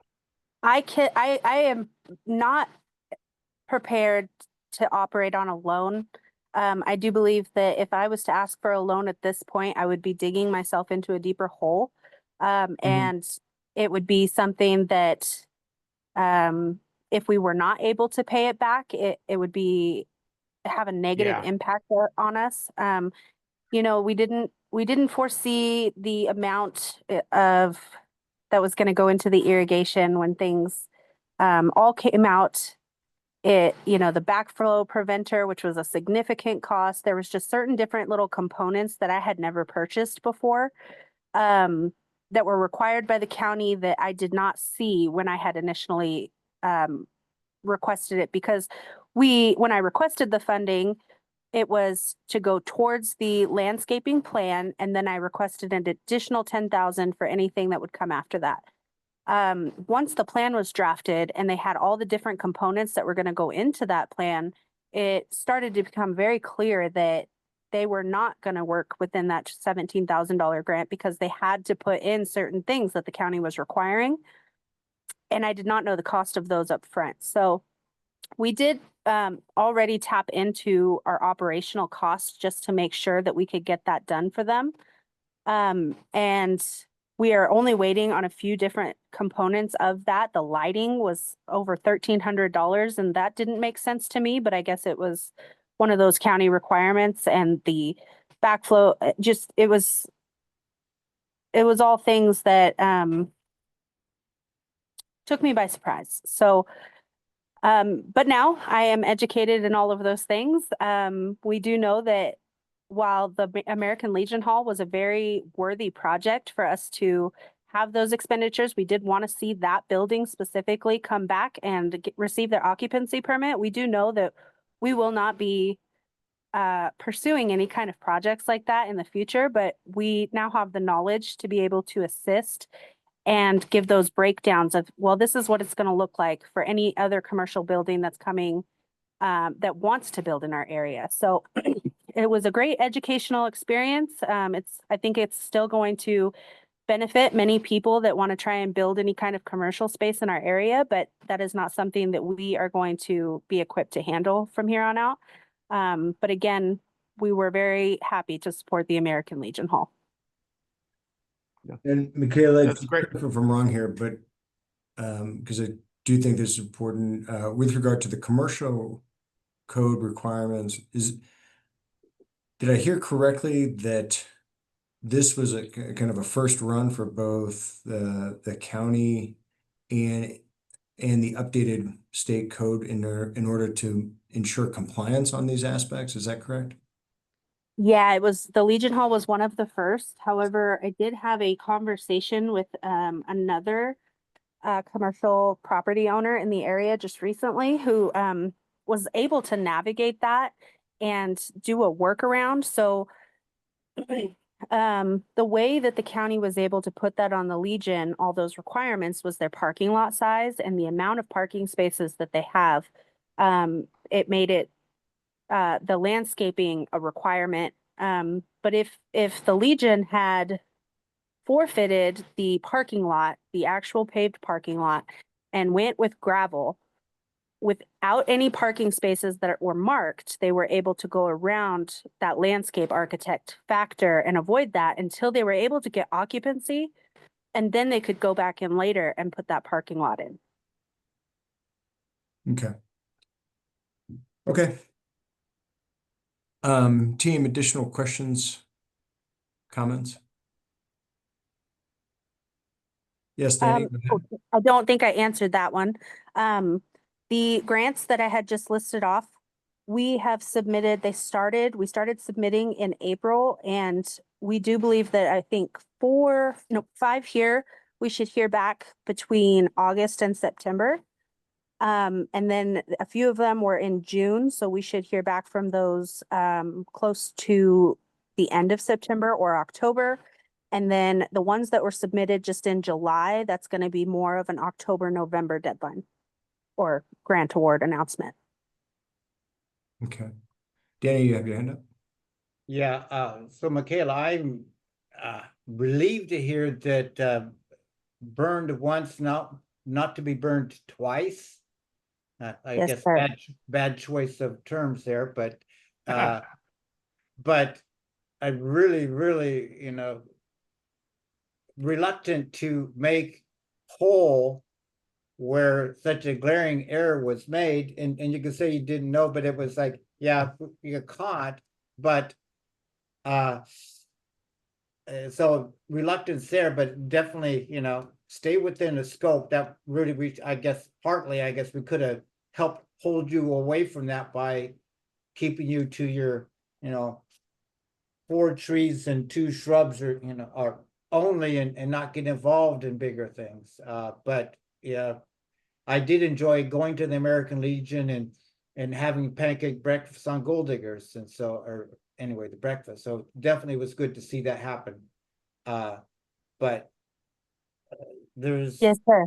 Your concerns are valid, and I will carry those with me for as long as we go. I will make sure that this is not this never creeps up on me again. And when it comes to how am I going to mitigate my my financial discrepancies, if we're asking on a personal level, I have started to reach out to other locals that are very fluent in the financials world to ask for advice there. I'm also enrolled in a financial accounting class at FRC this fall, so hopefully I'll be able to have a more fine-tuned view of the financials. I'm learning, we're all learning as we go, and I do see that this one was a significant downfall, and that's not what my intention was when we told the Legion that we would be able to plant those 4 trees and 2 shrubs.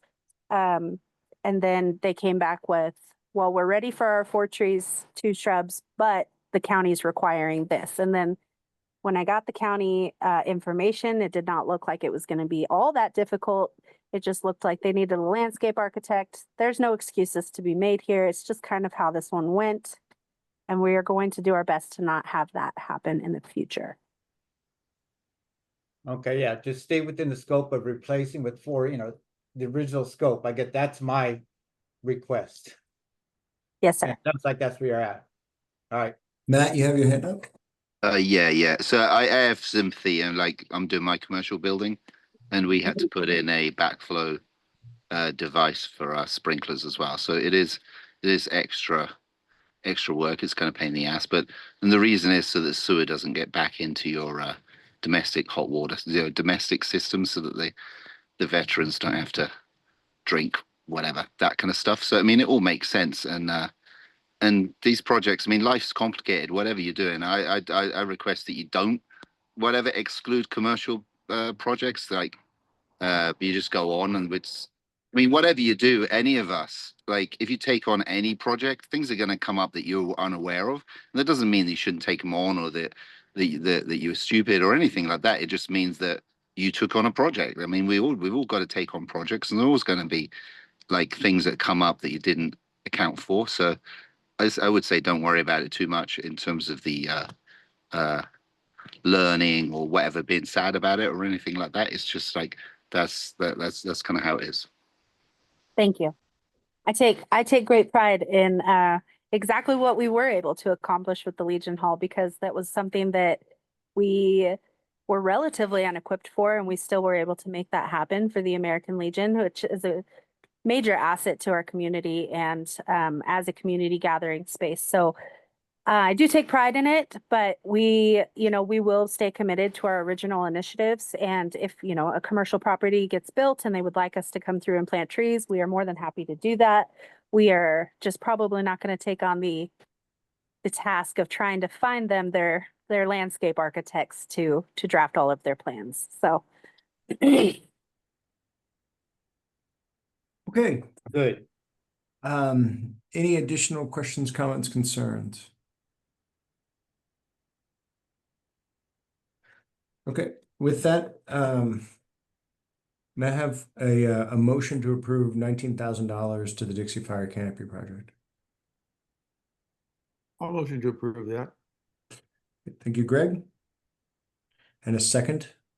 I'll second. Thank you, Lida. And roll call, Marcia Roby?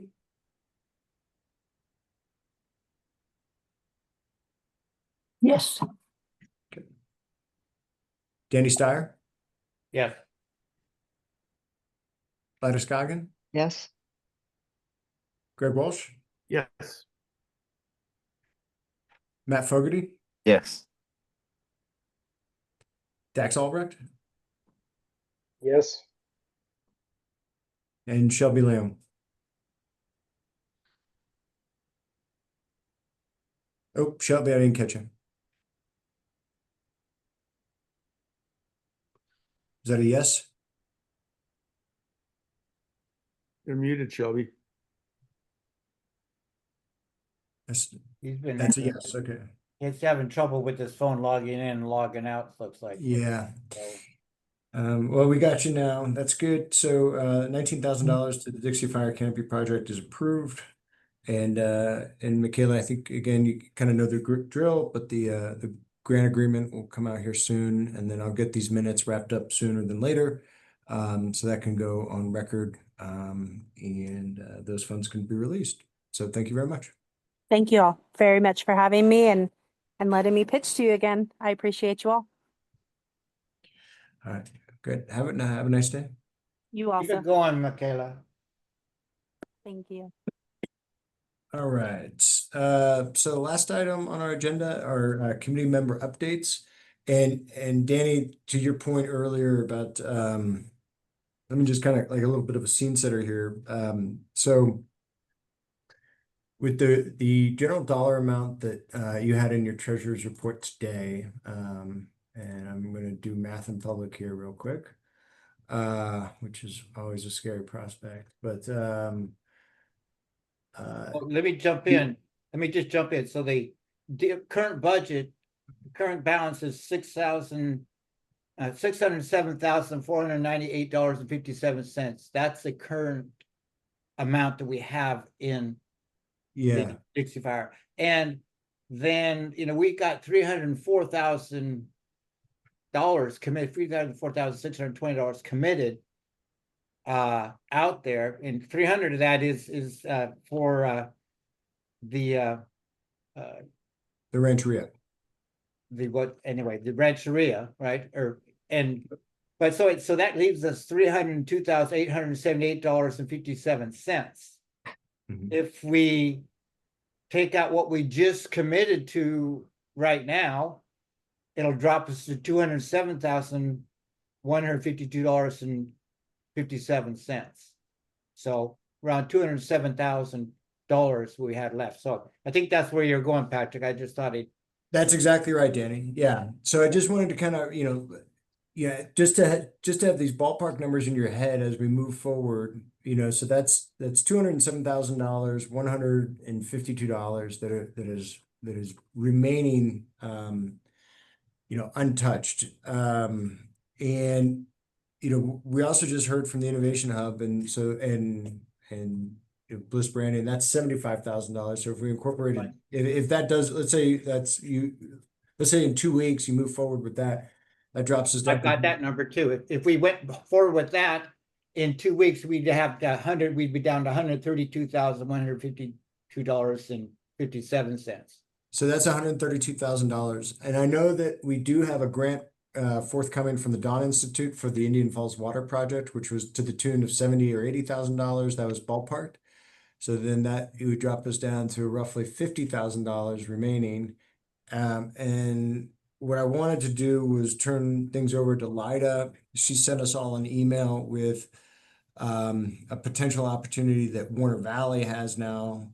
And to date, there hasn't been any Dixie Fire funds allocated to Warner Valley. Some of the challenge there has been because both Warner Valley and even Canyon Dam, most of it's private property. And so, that in what is right for certain areas isn't right for others. But there is a potential project, and Light has been working on with some of the other residents in Warner Valley of a way to kind of reduce the biomass debris and other items still remaining from the fire. And they may have an opportunity. Greg, can you hold on to your comment until after Lida? Does that work? Okay. 100%. Okay. Lida, over to you if you wanted to kind of just give everybody the background on this. Yeah, I mean, pretty much everybody knows because you've been out there what happened to Warner Valley and the fire.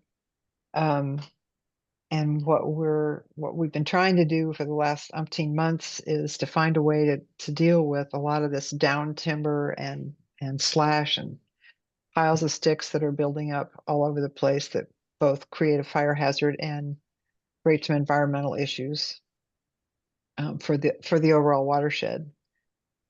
And this afternoon, like an hour before this meeting started, I got an estimate from the Biochar Coalition and the Maidu Summit Consortium to do this remediation, basically ridding all of these 11 properties of the down timber, cutting down some trees, some of the dead trees that are still there, picking up all the trash that's on the ground, and they incinerate it in these kilns, and then the biochar that's left is then distributed across the land, which helps then provide nutrients to the soil and it's an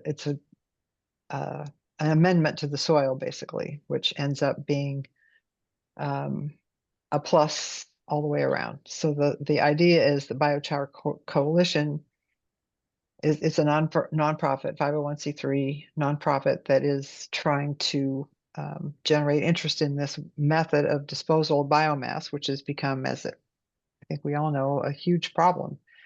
You can burn it. and on the land, and it creates negative things all the way around. There are some places that process biomass, but not enough to deal with all that we have. And this old dead timber is not valued by anybody, so nobody wants to take it. So the idea is that the Biochar Coalition will train the Maidu Summit Consortium work crew. They have 15 people now to do this work. The Maidu Summit Consortium is planning to buy some of the kilns that can be used for this, so that they will then be able to, they will be trained in and then be able to use this technique throughout the burn scar, so that it will, our project would be kind of a learning project for the Maidu Summit crew.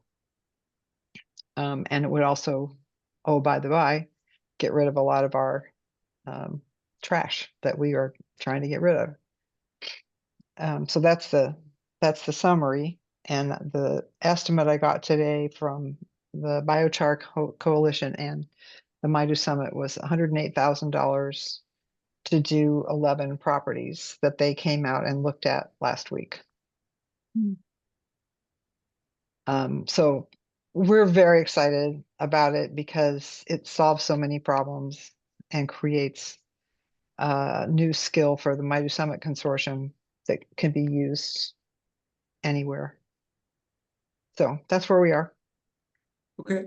And then would that be which organization, if there was the potential, which organization would write the grant? Would that come from? I think it's MSC. I MSC. think the Maidu Summit Consortium. We still haven't worked out all those details, and definitely need to talk to you and Kim about how to proceed. Okay. So we had Greg, Danny, and then Kim, I think, in that order. Are Danny and Kim's questions about Lydia's proposal? Because mine's on a whole different thing. Okay, yeah, no problem. We'll come back Just to you. follow on questions for that. Yeah, no problem. Danny and Kim. Dan, we'll go to you, Yeah. then Kim. Okay, so Lida, so does that the 108,000 include buying what was it, 3 or 4 kilns? Does that No. include? No, this is the 108,000 is the cost for the biochar people to bring their kilns out. They have 10 kilns, I think, to the properties. I mean, they bring the kilns to your property, and then the Maidu Consortium crew would be helping gather the stuff that needs to go into the kilns, and they would be being taught in the process how to do it properly so that it ends up being a positive for the soil. Okay, so yeah, and I was just curious because I like the idea of moving forward across the burn scar. So in order to move forward across the burn scar, Maidu Summit Consortium would need to have kilns of their own to take out then. Correct. And they are planning to buy those kilns. I mean, that's in their plan. But they can't buy them until they're trained how to use them. So correct. That's what part of this process is. So I guess my question is where would that come with it? Would that be a follow-on grant request, or can we roll that into this to help push that forward? Because I'm eager to see that work. I know a lot of properties that need that. Yeah, I mean, I can't answer that question. It seems like it's a reasonable possibility, but we hadn't thought about that. And I haven't talked to the Maidu Summit Consortium. Shannon and Melissa are the people I've been working with there. And they're very excited about this for their own, obviously for their own purposes. So whether that would increase the cost of this grant if we were to purchase kilns for the Maidu, and they might have their own grant process in mind for that. I don't know, but I will definitely talk to them about that. Right, we'll go Kim, and I think Matt, if you have a question relevant to Lida's proposal here. Yeah, just that would be a good question. They may have their own, some of their own grant money from whether it was PG&E or other sources that they're thinking about using. But we still, like you, we have 89,000 remaining that we could spend up to now on projects. And And then depending on what happens with this loan with Greenville Rancheria, eventually we're gonna have 600,000. Once the loan gets paid back, same thing with you all. Once your $300,000 loan gets paid back, you'll have 300,000 for, we just don't know the timing of any of that, but, yeah, so. Well, that's good to know that with regard to the NVCF fund, there's 89,000 there. So if something like this is 108,000 being asked for, if that goes, then there is the potential of a split of 54 and 54. Yeah. That helps kind of take the onus off of one organization at one time, given that we're not out of funds, but getting to reduced funds at this time and have to scrutinize a little bit more closely what things are being spent on. Not that that hasn't been done. I'm just simply saying, Getting down to the wire. yeah, exactly. Kind of getting there. And then, go ahead, Danny. I need to go back to what Kim just said though, because we could have more dollars on the table ourselves still, because we have these 300,000 that we've quote unquote, if you look at the bottom, that we've committed to that we haven't given. All right. So that's just that we're holding on to, but we say we've committed it, but it's not even shown as a grant. But there's that other 300,000 that we've already given to the rancheria. So are we expecting that other 300,000 to come back to or not, or is that just, that's gone? This group decided when originally the Greenville Rancheria way early on asked for 1.2 million from both of our groups together. And your group decided they wanted to make a grant of 300,000, sight unseen, they didn't care what their PG&E settlement was. They just wanted to support the project, getting it rebuilt. And they also said they wanted to do a $300,000 loan. We said that we only, at this stage, until we know the PG&E settlement, didn't feel comfortable making a grant because we've seen some kind of crazy settlements and all this. And the fact that, as you know, now that we're kind of getting down to the wire, you want to make sure that the projects don't have any other funding out there, kind of like this one, can find funding. So that's why we didn't do a straight grant to them. We did 600,000 in a loan, and then kind of with the idea that, once they get all the pieces of what it does, it cost to actually build the building, what is their PG&E settlement, how much are they getting from insurance? And I think they're still hoping to get some FEMA money, which would be great, but I'd be kind of shocked this far out if you could still get FEMA money, but. But it just, Danny, to your point, it just, is it going to happen in 3 months, 9 months, 12 months? It's super unclear when the $300,000 that has been, go ahead. But, okay, so the thing is, I want to say we've already granted them 300,000. Yes. And is DFC, we're not expecting that back. Correct. All right, so that's it. We have 300,000 we have committed that we would loan them or give them. But the question is, and really is, and you kind of answered, with 3 months down the road, we can take that back off the table and use it for other projects, or can we take it back off the table now? So right now, when you look at your fund balance statement, which I pulled up a copy today, it says the Dixie Fire Collaborative has a fund balance of $607,000 and change in it. Correct. Deducted from that already is your $300,000 grant to the Greenville Rancheria. It has not gone to them because we were not comfortable releasing the money till they broke ground on the project. So the 300,000 has been deducted. If you look at all the different grants here on this list, 300's come out. Now, if you guys still are willing to go forward with the $300,000 loan to Greenville Rancheria, then the balance that you said of 302,000 is that loan in there. And that's what I do, Kim. When I look at our six and change, it's imaginary, right? Because 300,000 of that is a loan that just is still sitting there, that has not actually gone to the rancheria until they're ready for it. I think what we could do is, what I'll do between now and the next time we meet is have a meeting with the Greenville Rancheria to express to them the situation that we're in, And that we really need to know more communication from their end on when do they think they're going to use this $300,000 plus your six in a loan, because it has impacts onto other things that we cannot do. So I think there's a good reason to support that at this. I mean, there always has been, but definitely now, just with regard to some of the urgency with some of these other projects. So we have a better forecast, and so you all have a better foundation for the decisions you want to make. So Right. I'll get that moving with anybody that I can talk to at the Rancheria. Right. Okay, Matt, did you have a comment? I have a comment for Lida, sort of question. Yeah. Okay, so how many acres will that clean up? The 109,000. I don't have that number right now, Matt, but it's somewhere in the vicinity of 80 to 100. Okay, that's really good. It's 'cause just I heard some number of $5,000 an acre to clean up, slash and burn like an acre for So if you're Oh, doing it for like it's you're doing it for, outrageous. Yeah. if you get if your rates are more like $1,000 an acre, then that's Mhm. awesome. This is way cheaper than any other method that we've talked to people about.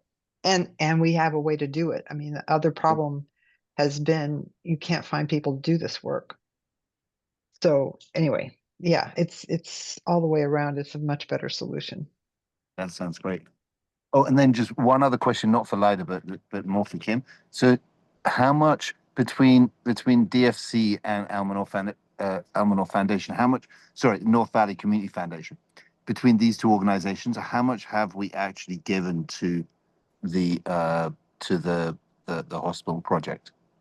Have we actually given 300K from DFC, or is that not actually gone yet? Unmute. 300,000 has gone out of your account, but it has not, it's like sitting in a holding account and with us until it's subtracted from your balance. The grant was made on, but it's not over at the Greenville Rancheria, because we never send money out till we're sure a project's gonna happen, because it's really hard to get it back. So on 4/2/24, you guys made that grant, and but it has not been paid to them. As soon as we talked about with the leadership at that time, when they break ground, seems like an appropriate time to send that 300,000 to them. Okay, so there's the 600,000 that DFC is planning to give to them, which is 300 grand of a grant and 300 grand of a loan. Neither of those have actually gone to the Rancheria, and also your 600 grand from your side. None of that's gone. So basically, between the two organizations, the Rancheria hasn't received any money yet. They haven't, but when you look at your balance on your activity statement, you have a balance of 607,000. 300 has been deducted from there. The loan amounts have not been deducted because we don't have anything signed at all with them. It was almost kind of like a verbal, we'll give you 300,000 and we'll do this loan, but we've all just been waiting for more information before we even went forward with the loan. We don't have anything in writing at all about the loan. Do we have good communication with the Rancheria in terms of, I mean, releasing this money or doing paperwork or whatever, discussing these things, or is it hard? I talked to Grace there, and I don't know what Grace's position is. Patrick, is she a consultant with them? I don't know if she's an employee. Right. So I wouldn't say, do we the have? last 2 years, she's been the lead on this, and I will say that it's been challenging to talk to anybody else. The only time that I ever talked to the CFO was when there was an issue as to whether or not these funds had been realized, and I explained to him that they had not been, because we were waiting on, the other, enabling to, like, we were waiting on them really to be able to get this project up and going, which I think I mentioned the last time we met that 3 weeks ago their plans were finally approved by the county. which those plans had to be outsourced to another plan checker, and that took Sure. months and so on and so forth. And at last word, 2 weeks ago, the Rancheria project, the Greenville Rancheria leadership, they were putting the project out to bid to various construction entities to start the build process. Okay, and do they know that once they break ground that they've got potential 1.2 million available to them? Yes. Okay, that's clear. Okay, that's good. And Kim, are we still like if they break ground and say, okay, give me 1.2 million, are we still good about giving them 1.2 million, of which whatever 300K is a grant and 900K is a Well, loan? I mean, I think the 300,000, we have a signed grant agreement with them. So the 300,000 is locked in. The Right. $900,000 loan is not. So we don't know like when the loan would start or how long it would be for. Like I said, it was just kind of a verbal thing, and it was due to the fact that we really wanted to see, typically, we don't fund a project till we know all the money on the project. That, we want to know what are all your sources of funding. And we as a foundation didn't feel comfortable making a large grant. Not that we think this is a super worthy project for your community. It can't really get any more worthy, right, than getting a medical center back there. But it was like, we really need to know all the pieces to this puzzle. And a big piece of the puzzle is what type of, at the time, they knew how much money, I think they knew how much money they were getting from their insurance company. But there seems to be, from what they told me, from what Grace said, they got a offer from PG&E back in November or December, and they kind of said, there's no way, that's not enough, we want more. And so they went back and they're negotiating with them. Also, what's important is that when they applied for this grant, they had not pursued a PG&E settlement at that time. So this when the steering committee approved the 600 and half of which a grant, half of which a loan, and then NVCF a full $600,000 loan, the Rancheria had not pursued a PG&E settlement. Since then, but they were clear they were going to. That's why we didn't make a grant.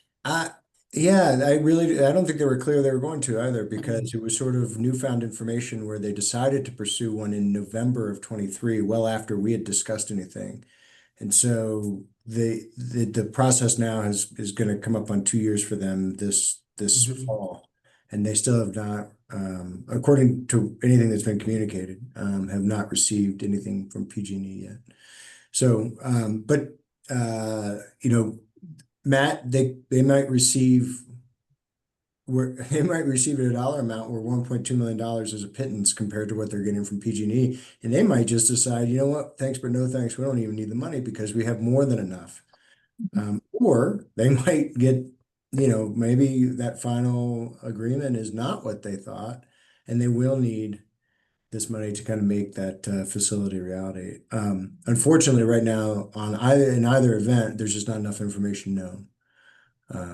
And so the best we can do is to try to, at least pool information if it's not being pushed, once again, so that you all have a better foundation to make longer term decisions on. Okay, it's 10 after 5, so we want to be able to kind of allow some more time for just general committee contributions. Can I just, one more quick thing? Yeah. What's the best way for me to go about actually making a grant proposal at this point? I mean, getting in touch with So Lida, Melissa or do this offline. Yeah, absolutely. Okay. And I will go through the steps, and frankly, I'm to the point now where I just want to sit right next to the person that's typing, and I want to walk them through the process. So I can get with Melissa, just so that there are any snafus moving forward. And just walk them through the process on how to create a username, how to create a password, which grant application to use, how to hang an attachment, how to hang a budget, how to find their insurance, and so on and so forth. Okay, yeah, I think they they're in the system somehow with They've North applied for Valley. grants before, so Yeah. I think it's just making Yeah. sure that that person that is now doing the grant writing is that same person that established the Yeah. account in the first place. Okay, And cool. sometimes there's some back end work that needs to be done there. Okay. I'll get in touch with Melissa and have her get in touch with you or vice versa. Yeah, that sounds great. Thanks, Great. Lana. Thank you. All right, Greg. Yeah, I'd like to maybe get it on the next meeting agenda, although rats, I won't be here. About setting some money aside and really setting it aside for upgrading the Greenville campground.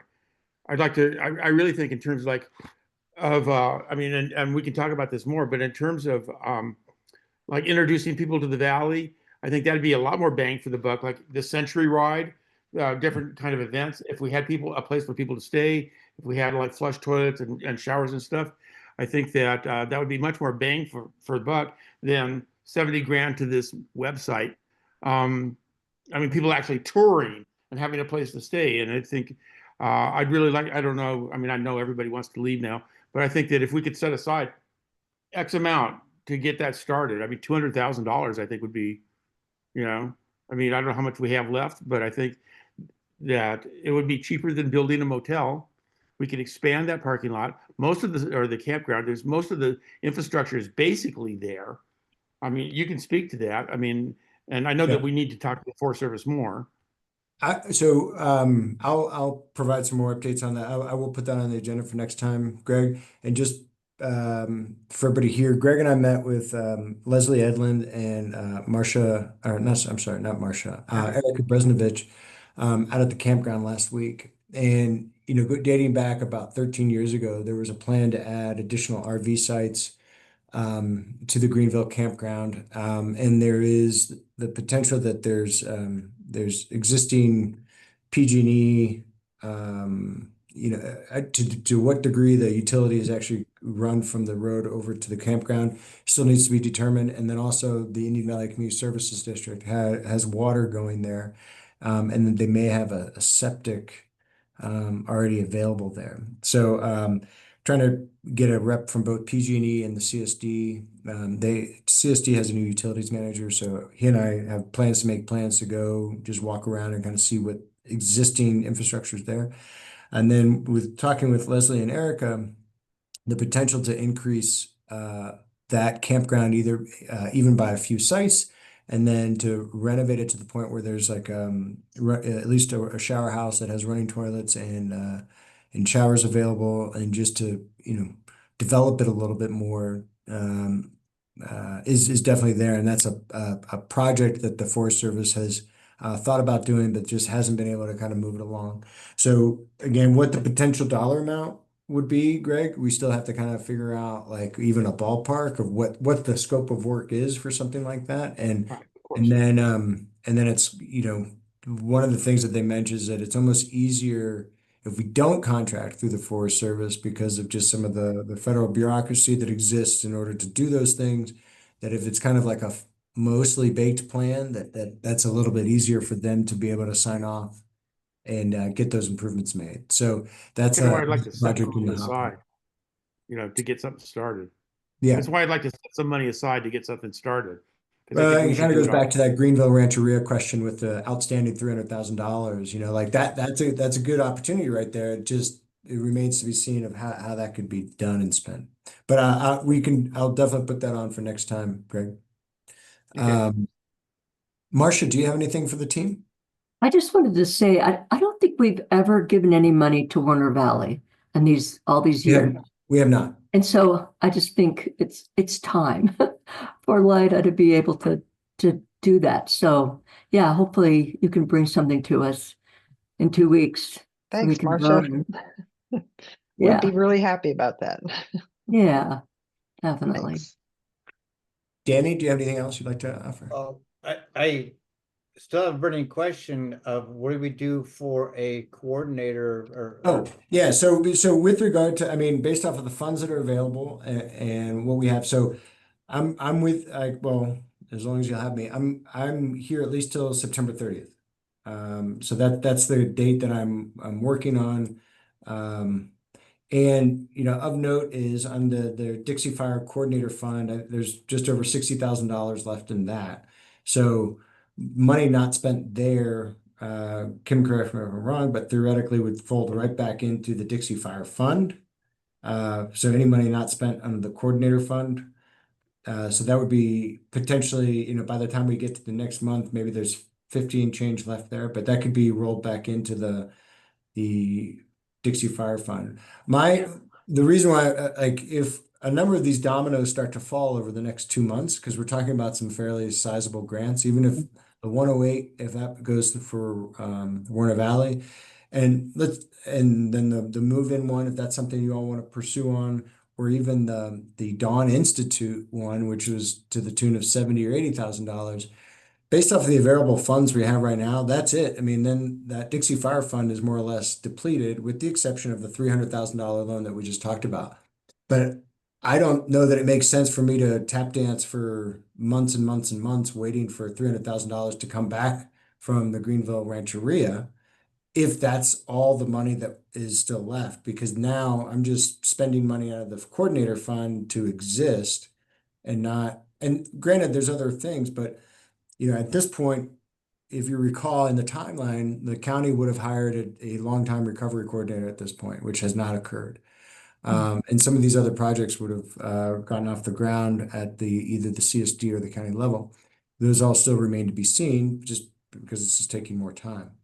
But even if I depleted that $50,000, that's $50,000 to $60,000 left in the coordinator fund, that might get us to December or January, and then here we are back at square one. So anyway, that's why I'm trying to, all of August, all of September, and maybe I reserve, or if it's all right with you, by mid-September, if we have a better site picture on what the granting picture looks like, then like if the potential exists for me to extend like by a couple months or a couple weeks rather, so that I'm not like my goal is not to leave anybody in a lurch here, so that it's difficult to proceed. But back again to, if there's not much left in the actual Dixie Fire Fund, then I think then as a volunteer organization, I think there's still enough of a conduit to be able to then make longer term decisions. And maybe you don't meet every 2 weeks, you meet once a month, because at that point it might be a watching and waiting until the Rancheria money comes back. Right. Or even goes out. Yeah, it's that I'm kind of very interested in that, because the question to me is that then what is the need for existence?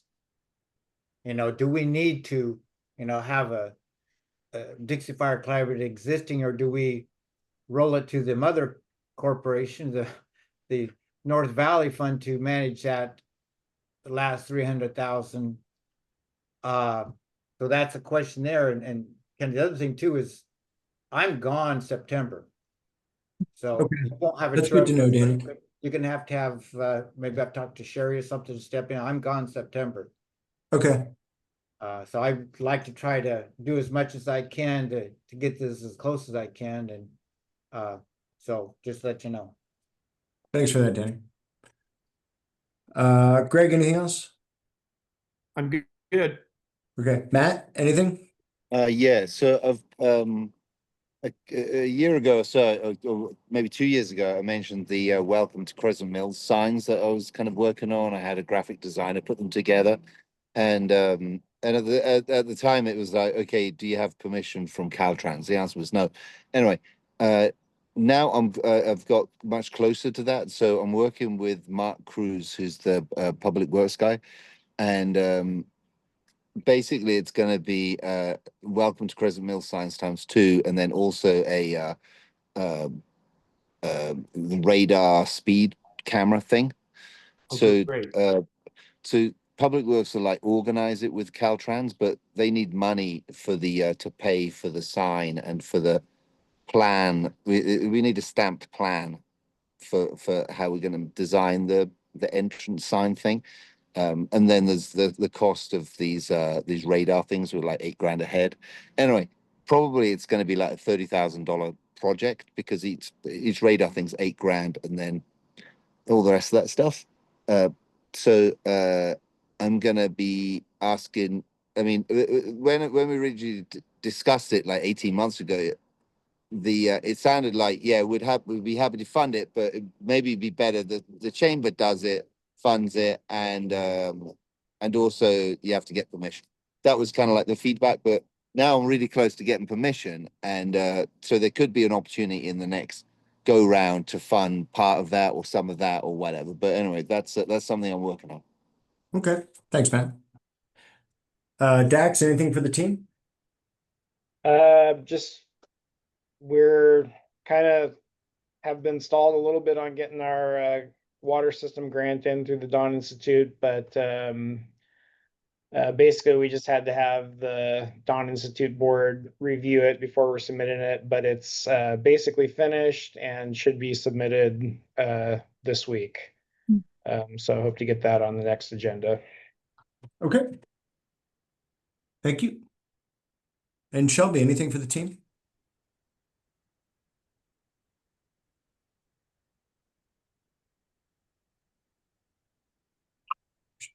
Shelby, do you have anything? It sounds like it's been tough to communicate. Yeah, no updates. Okay, no worries. We got you. Thanks for participating today. All right, team. I know that there's a Chamber of Commerce meeting over at Matt's place here in 37 minutes, if anyone's I'm not gonna make it. no worries. I thought Kim had her hand up earlier, but I don't know if Kim put her hand down or what.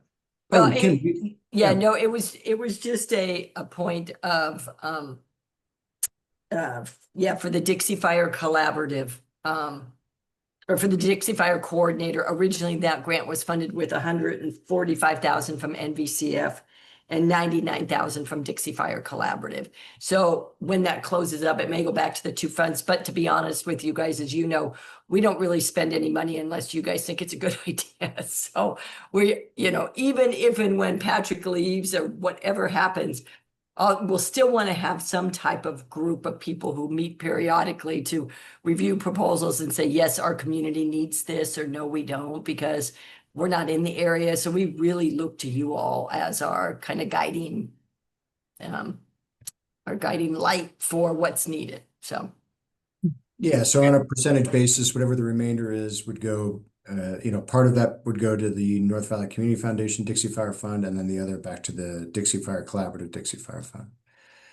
Just for But clarity. actually, what I'm hearing Kim say though too is if we got shrunk down, and as I was kind of hinting at, it's like if the funds just went back, all the funds, the 300,000, whatever is left remaining, goes to North Valley. There still needs to be a body to help direct how those funds are granted out. 100%, but again, back to I'm here. I think that's what she was trying to commit to. yeah. And I mean, you all could decide that the remaining balance, like if it was something like that, the Almanor Foundation, you wanted to grant to the Almanor Foundation to basically do this, or another entity, like anyway. or you could earmark certain projects, like you could, say, if this project happens, we'd like it to go to this. And we would just kind of work with you on, whether it's a campground or whatever, some Right. type of guidance. But it always That'd be is good kind of too. hard to wrap this stuff up at the end. But Right. yeah. All right. So. Thank you for that. And with that, may I have a motion to adjourn today's meeting? I motion to adjourn. Thank you, Danny. And a second? I'll play my second role again. All in favor? Aye. Yes. Bye. Any opposed? All right, that's none. All right, thank you all very much. I appreciate everyone's contributions today. Thank you. Bye. Thanks, Have a good Patrick. day. Thanks, Bye-bye. everyone. Bye. Bye.